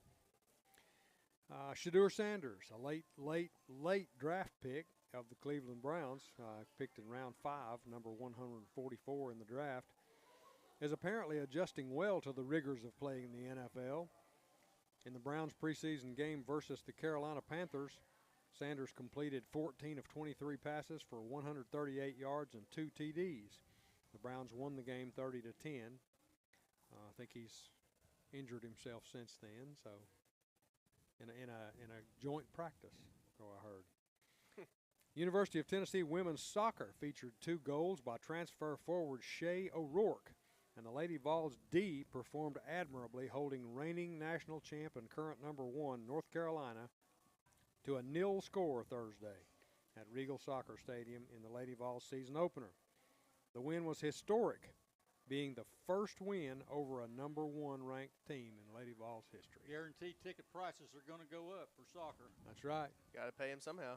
You better believe it. You better believe it. On this day, August 16th, 1920, Indians shortstop Ray Chapman was hit in the head by New York Yankees pitcher Carl Mays and died the next day. That's the only game-related Major League Baseball fatality in history. What year was that? 1920. Well, they probably didn't have batting helmets back then. May not. 1927, Babe Ruth goes yard on White Sox's Tommy Thomas in the 5th inning for the first home run hit out of Comiskey Park. Hit it completely out of the park. New York won the game 8-1. And they still haven't found that ball. They're No, still it's looking for it. still moving. 1954, Mike, the first issue of Sports Illustrated hits the newsstands. 1954. Who was on it? That's a good question. I'll have to do a little research on that one. Come back and tell us that. You got it. 1964, Cards center fielder Kurt Flood gets 8 straight hits in a doubleheader versus the Dodgers. Yeah. Hit safely 8 straight You know, hits. it seems at some point that the manager might just say, why don't we just walk him? Yeah. I mean, Here was the cover. Old baseball photo. That's it. Oh, look at that. First issue. You know how much it cost? The first issue? 25 cents. A quarter. A quarter. Let's see here. If you got that issue now, you can get more than a Oh, quarter. yeah. 1965, the AFL's 9th franchise was awarded to Joe Robbie and Danny Thomas. Did you know that? Danny Thomas was one of the original owners of the Miami Dolphins who began play in 1966. Danny Thomas. 1981, highest score ever in World Cup soccer match. Australia shut out American Samoa 31-0. are you even trying at that point? If you give up 31 goals in a soccer match, Treating it like the jamboree. Yeah. I mean, it seems like it would take him that long just to pass the ball down to a corner and take a shot. Good grief. And how long you think they waited for everybody to get back reset every time? Yeah, no kidding. Mike, Brit Nigel Mansell, you know that name, Yeah, clinches his first Formula One World Drivers' Championship, 1992. Yep, Great driver. he sure was. Drove in the Indy 500 for Paul Newman and Hogan Racing. 2003, Cristiano Ronaldo debuts with Manchester United and the Premier League. Great soccer player. 2008, Jamaican sprinter Usain Bolt sets the new record, 9.69 seconds, to win gold at the 2008 Summer Olympics in Beijing. Well, during his heyday, he was hard to beat. It looked wasn't like he wasn't trying half the time. Really, no kidding. He had another gear too. When somebody challenged him, he could reach back and get another gear. Birthdays: 1862. A man by the name of Amos Alonzo Stagg, an athlete, American athlete, coach, and football pioneer, born in West Orange, New Jersey. Died in 1965. Outstanding football. Didn't he coach at the University of Chicago? I believe he I think did. Chicago was a They powerhouse still play this back in those days. Division III championship game. It's the Stag Bowl. Yep, it's a Stag Bowl. You're right. That's what they name it. Born in 1930, Frank Gifford. We all know that name. Yep. College and Pro Football Hall of Fame halfback. Played for USC. 6-time All-Pro, 8-time Pro Bowl for the New York Giants. Broadcaster also. Broadcast ABC Monday Night Football with Howard Cosell. Yeah. I went to a Saints game at the Giants, and it was Frank Gifford Day. So I ended up with a Nice. bobblehead. Nice. Born in Santa Monica, California, died in 2015. Deaths. Already mentioned this one for what he did in 1927. Babe Ruth died on this day in 1948. Played for Boston and New York Yankees. Died of nasopharynx cancer at 53. Throat cancer. Yep. I'm still a little surprised in Major League Baseball as they've had, they have a Jackie Robinson Day and understand. Yeah. I'm really surprised that they don't have a Babe Ruth Day. Being such a pioneer. I mean, that name is just it's never gone away. No. Gone away. Along with Lou Gehrig. Yeah. Mm-hmm. Yeah. Deaths. Another death on this day, and just died last year. Scott Bloomquist, American Dirt Late Model Hall of Fame driver. Died in a plane crash at the age of 60. Well, that's it for this week's sports headlines, brought to you, as always, by our friends at Fast Signs. I'm Donnie Moore. Back to you, Gunner. I've got one here. I've got Do it. one headline here that, IndyCar is going to be in Nashville in a couple of weeks. It is. Alex Palou wrapped up the IndyCar championship with 2 races to spare. It's Palou's 4th championship in 5 years. 4 championships in 5 years. The Spaniard is a great driver. Including the title of the Indianapolis 500 this year. I don't know. What do you do next year to top that? Yeah. Huh? What's next? He's won just about Go every. Disney World. He's won just about every race they've had this year. He in sure IndyCar. has. What a great job he's done, and so we'll see what happens here in Nashville. But that race will be kind of uneventful. Outside of those drivers, will be going after it over there to try to get hired back next year. There'll be a lot of driver changes and so forth the next couple of weeks. So we'll see what happens over there on the oval there in Nashville. Hey, Marcus, you just have a revelation? No, Okay. I'm good. Okay. All right. Caleb, Tennessee, 2026 are going to switch to Adidas. Mm-hmm. Yeah. Your feelings on that? Back to Adidas. Yeah. Yeah. 10-year deal, isn't it? Yep, 10-year deal. After their 10-year deal with Nike goes up, Adidas said they're going to throw in a ton of NIL money and make sure that Tennessee is set up for revenue sharing and make Tennessee their flagship school and all this. And people complain that Adidas stuff isn't as good. Truthfully, I don't think fans really care what they're wearing as long as they're winning at some point. But the recent Adidas jerseys look good. Like a lot of the basketball jerseys look good. Adidas baseball teams wear New Era hats, which is what MLB teams wear. Mm-hmm. So you got a ton of, creativity there. And maybe you'll get some good throwbacks. I always think about the Chris Burke all-black jerseys or the Astros-style Tennessee jerseys with the stripes in the late 90s when it was Adidas, and early 2000s. But And Little League World Series players wearing New Era hats as well. Really? Yes. Must be nice. Yeah. But here's the thing I always come back to, because Nike and Adidas and some of the other, they spend a ton getting their gear on these college teams and signing deals. Sure. Have you ever gone into the shoe store, Donnie, and looked around and said, kind of like these Nikes, kind of like these Adidas, I'm going to get the Nikes because that's what the Vols wear. Has that ever factored into your decision-making process on your shoes? Not likely. That's why I fail to understand. Unless you're buying orange shoes. Well, that being the one exception, and having had a pair of orange shoes that that had the Tennessee logo on them and paid the extra for it when I was very young and dumb, but I fail to understand what the need is that they're willing to spend the millions they're spending to make deals with these schools. I don't see the reward for them. I don't know. I'm sure they make a good bit of money selling the actual jerseys or the orange shoes, more so than just saying, oh, they're wearing Adidas, I want to wear Adidas. That would be my guess, because I'm the same way. Like, I'm going to probably buy the clothes I want to buy, whether Tennessee's wearing Nike, Adidas, Under Armour, New Balance, Puma.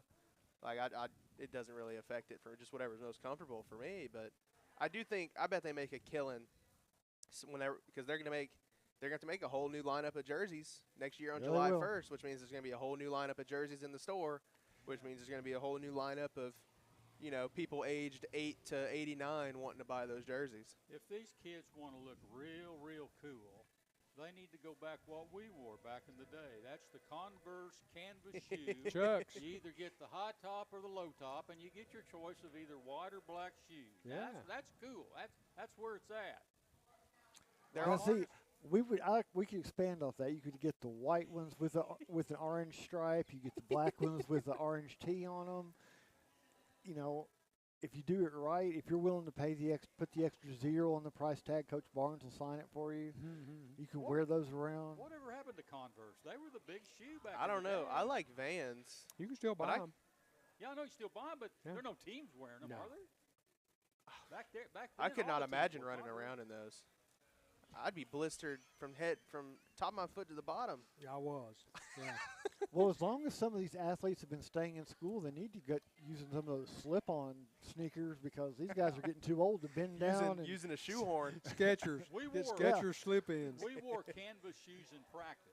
We had our practice shoes were Yeah. canvas, Converse canvas.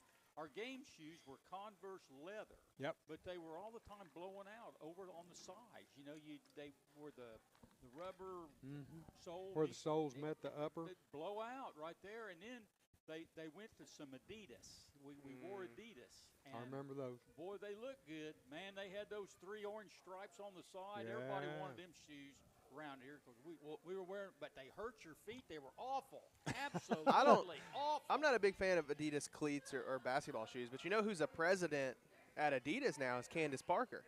So all of her apparel is Adidas, but it does hurt. You know, And she's Kevin. promoting it. Yep, Or Kevin. she's going to the bank with it. Kevin Durant always gave Rick Barnes' team shoes, but he's with Nike. So after this year, he won't be able to hand him shoes anymore. Yeah.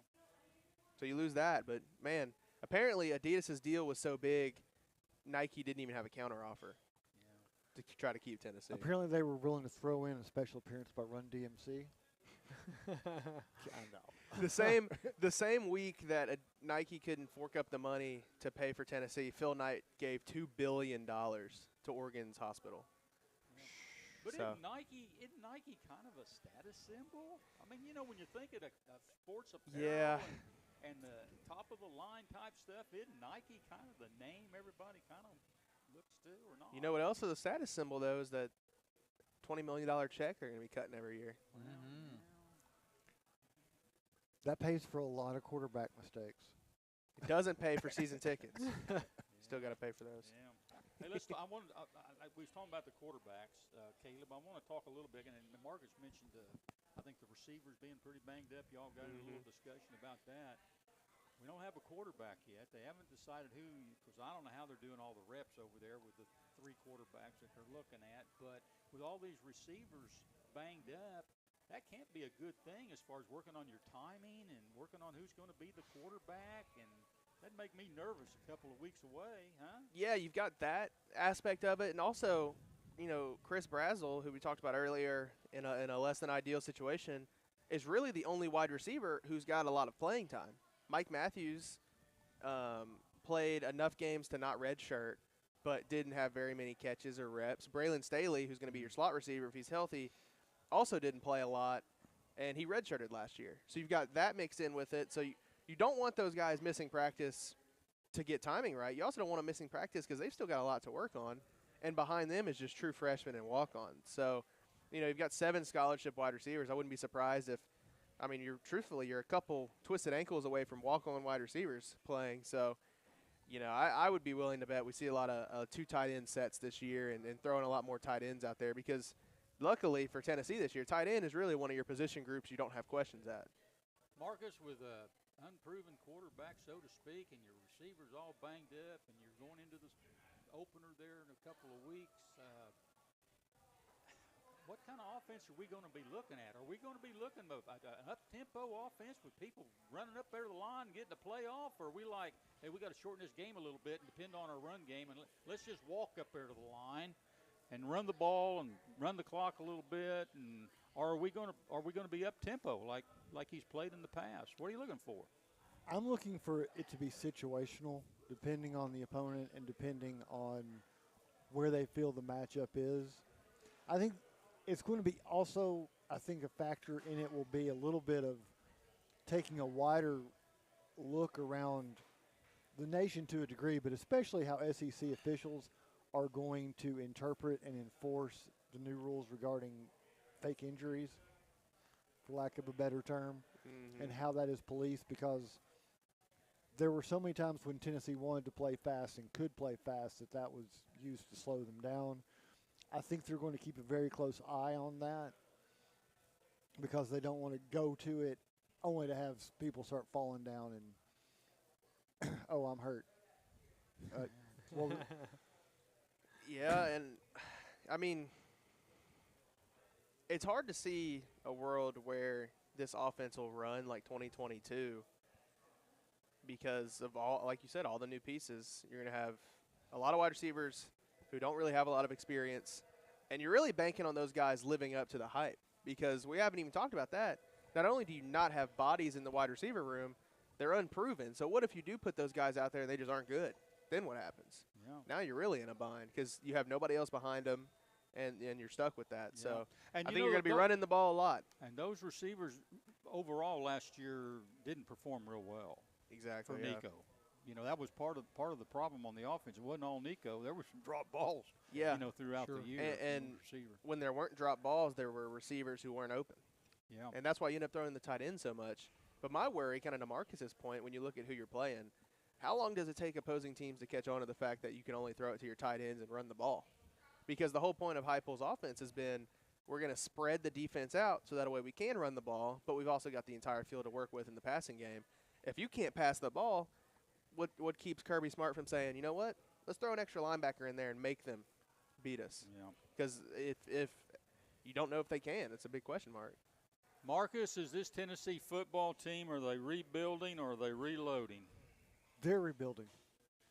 I don't think there's any doubt about that. Even with the defense, 63% of the You've defense got coming back. You've got a defense, but when your whole philosophy is built around a robust passing game that sets up a run game that sets up your defense, when that quarterback is huge at Tennessee, probably a bigger position than it is at most Division I programs, because of the way your head coach thinks about the game and builds his plan for the game. So this is a rebuilding year because of what happened with the transfer. That said, it wasn't going to be a promising year in my eye, even if you hadn't had anybody leave. I didn't see as much potential there as the bill of goods was. But, Marcus, you're always a downer before the year starts. You're the biggest downer of all, huh? You're like the rain cloud, huh? To You Marcus, got bigger rain cloud this year Well, than you've had in after the what past? happened at Heritage, I am entitled. That black cloud sat over me for 30 minutes and rained just on our table. to Marcus's point too, you know, it wasn't supposed to be a rebuilding year. Everybody had this year circled as the year Nico Iamaleava was going to lead the Vols to the promised land. Right. And Marcus brought up a good point with, even if Nico was on the team, it didn't feel like this team was going to compete for championships. The defense was really good, and you had Nico. But what good is a quarterback if there's nobody to throw it to? Yeah, but I'd rather have him. I'd rather have that experienced quarterback out there. Well, would you the difference being we would be sitting here talking about, can he get better than what he did against Ohio State? That's what we would have spent the last 4 months talking about. And the answer is no. It's a definite resounding no. Yeah. That was you've seen the ceiling. Hey, time for a break, and when we return, we'll be back to close out today's show. You're listening to the GoTeez Sports page, and now stay tuned for the best in local sports. The Roger L. Newman Company began in 1984 with a vision of providing Blount County with excellent heating and cooling service. Mr. Newman also wanted a real business. No gimmicks and no high-pressure sales. They just fix it or replace it. They want to stay within your budget and make you comfortable. Their motto still stands true today. Call us first, we'll be there. Call Roger L. Newman Company at 982-5446 or visit online at rogerlnewman.com. Cooler temperatures are approaching. Upgrade your furnace now for as little as $50 a month. For over 50 years and 3 generations, the people of Blount County have trusted Stevenson Tire with their vehicles and their families. Our mission has always been simple: to provide quality products at reasonable prices with exceptional customer service. Featuring tire products from Michelin, BF Goodrich, Uniroyal, Bridgestone, Firestone, and Yokohama, Stevenson Tire also offers alignment and brake services at affordable prices. Stevenson Tire Company, 2411 East Broadway Avenue in Maryville. Call 983-1621 or online at stevensontire.net. Welcome back to the Bluetick Tavern in downtown Maryville. This is Mike Edwards, the Greenfield Gunner, and I'm here with Donnie Moore and Marcus Fitzsimmons and Caleb Giroux, and we're talking some UT football, and I want to talk a little bit about this defense and how well they played last year. Caleb, can they play better than they played last year? That's a good question. I and think do they have to play better than they did last year to have the kind of season they need to have? Depends what season do you want. You want to go to the Music City Bowl or you want to go to the playoff, Mike? I mean, well, most people around here, once you get to the playoffs, they're talking playoffs every year. That is true. I think this defense has a really, really, really high floor. You kind of know what to expect. But again, it's the same kind of story with the offense. Is you're expecting a lot of guys to have breakout seasons. I think you're really good in the secondary with, guys like Andre Turrentine, who's still at Tennessee, who's been a consistent guy at safety. And then you brought in a Colorado defensive back over the summer, Colton Hood, who, unlike the stereotypes Colorado football gets, has been a really good team player and has wanted to become a part of the defensive back room. So Jermod McCoy, who stood out last year, is still recovering from that torn ACL. You got Ricky Gibson and Colton Hood, who will be your cornerbacks. And your linebackers both returned from last year with a ton of good talent behind them. And your defensive line got a little thinner last week with David Hobbs hurting his foot. But before that, your defensive line was one of the strongest units on the field and probably still is with how many guys they can rotate in. So I think, honestly, 2 or 3 years ago, people were talking about firing everybody on the defensive coaching staff.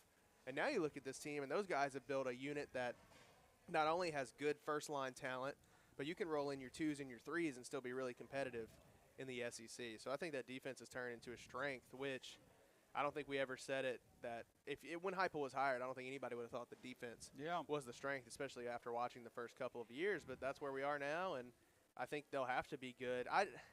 Last year they were really good. I don't know if you'll be better than that because you do lose guys like James Pierce. Jermod McCoy's status is up in the air. They got some good newcomers coming in. But you do have good newcomers, and you've got a lot of guys that if everybody plays how you expect some of those guys to break out, then they could be better than last year. But you also have to factor in, too, last year's defense was not put in ideal positions often because Nico would go out there and go 3 and out, and that defense was on the sideline for maybe 30 seconds. Yeah. So this year, if the offense, even if they're not as good with the quarterback issues, if they're taking longer on the field, and all of a sudden you've got a rested defense out there, that could lead to some improvement too. So I think they've got a lot of holes to fill, but they've got the guys to do it. And everybody you talk to says that this Tennessee football defense will be what makes or breaks the season. Yeah. Donnie Moore, this has turned into SEC's turned into an offensive league. You're talking about, we need to score around 30 points a game, to win. And, you get around 20 and people are going, well, we can't win with 20 points. Can't win scoring 20 and points here a game. we got our defense looks really outstanding this year, but can we win? Can we win big in this league, kind of turning things around and playing Woody Hayes football? Huh? I don't think so, Mike. I think it's become so there's become such an emphasis on offense and scoring a lot of points in this league, like you said, that I think just a good defense is not going to be enough. You're going to have to put some points on the board as well. Yeah. Marcus Fitzsimmons, I remember when Alabama was kind of struggling down there. This has been years ago, and remember a guy named Kitchens was our quarterback.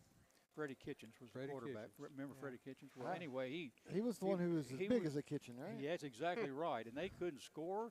They couldn't. I remember being at a UT football game. I was standing up there at the top, and the Alabama people was going, we got to get our offense off the field. We got to get the offense off quick because the defense is where we score.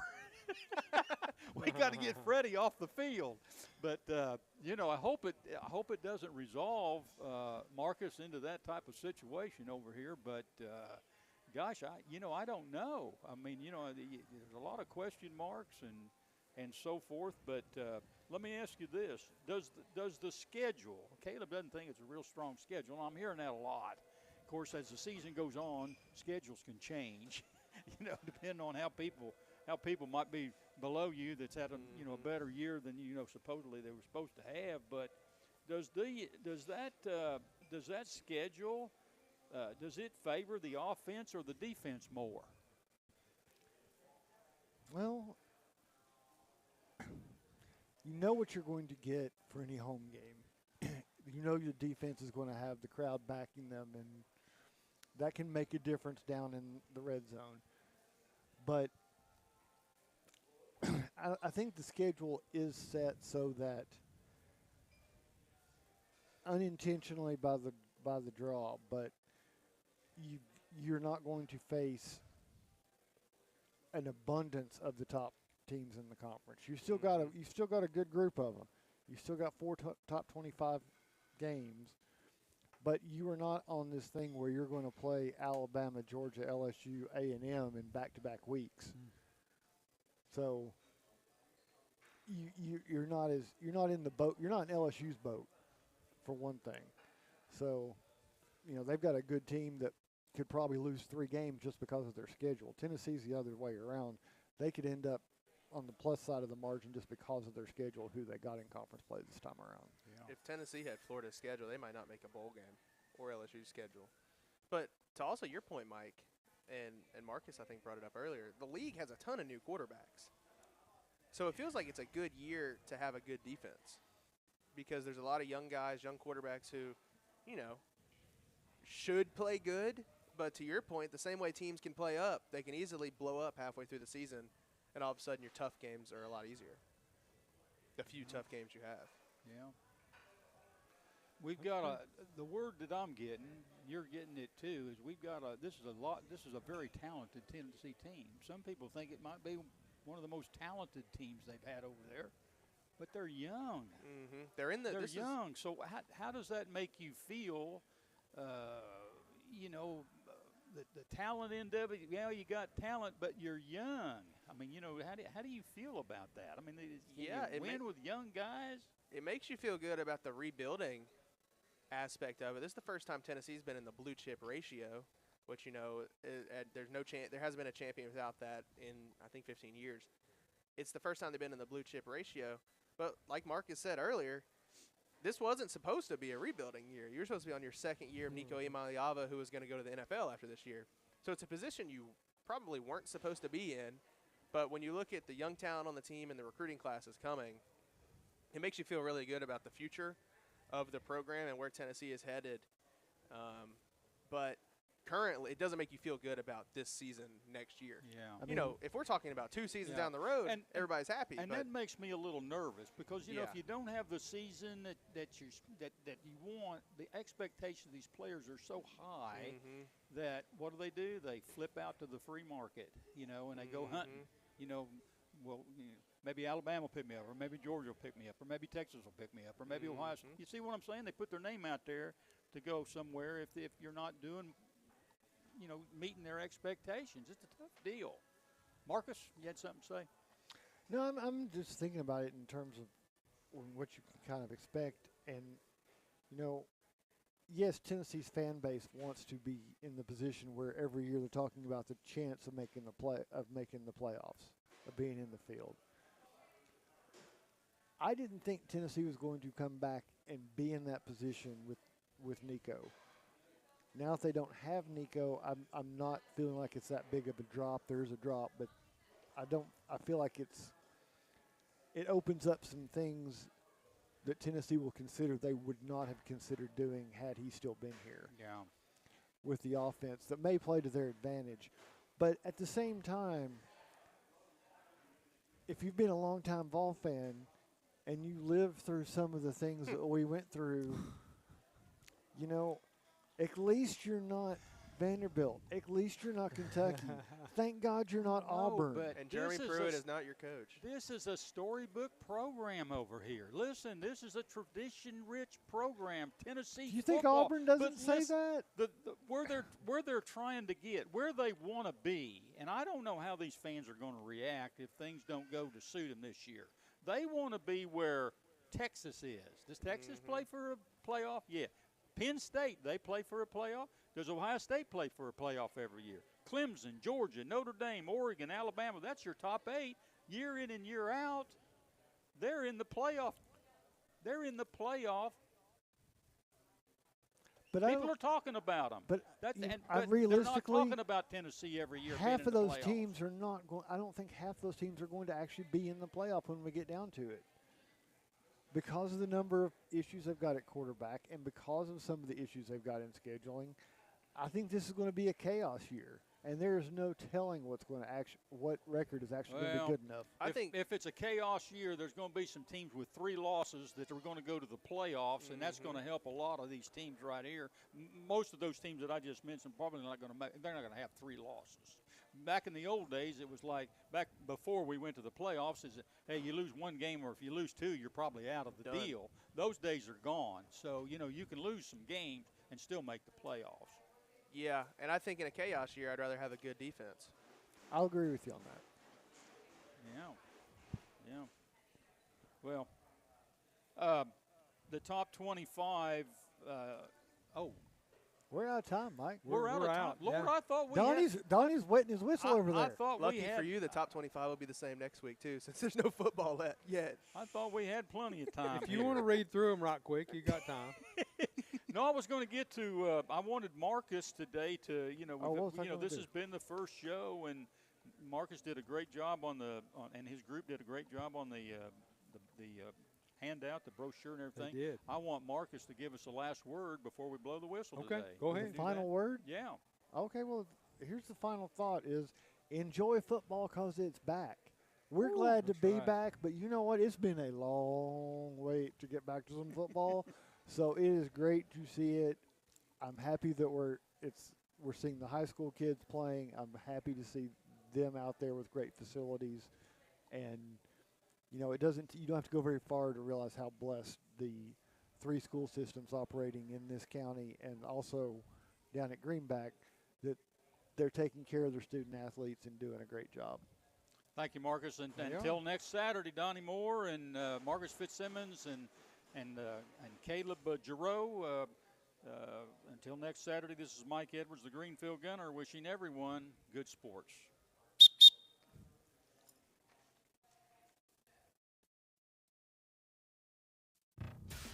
And that's the final whistle. Join us again next Saturday for the GoTeez Sports Page. The best in local sports since 1978.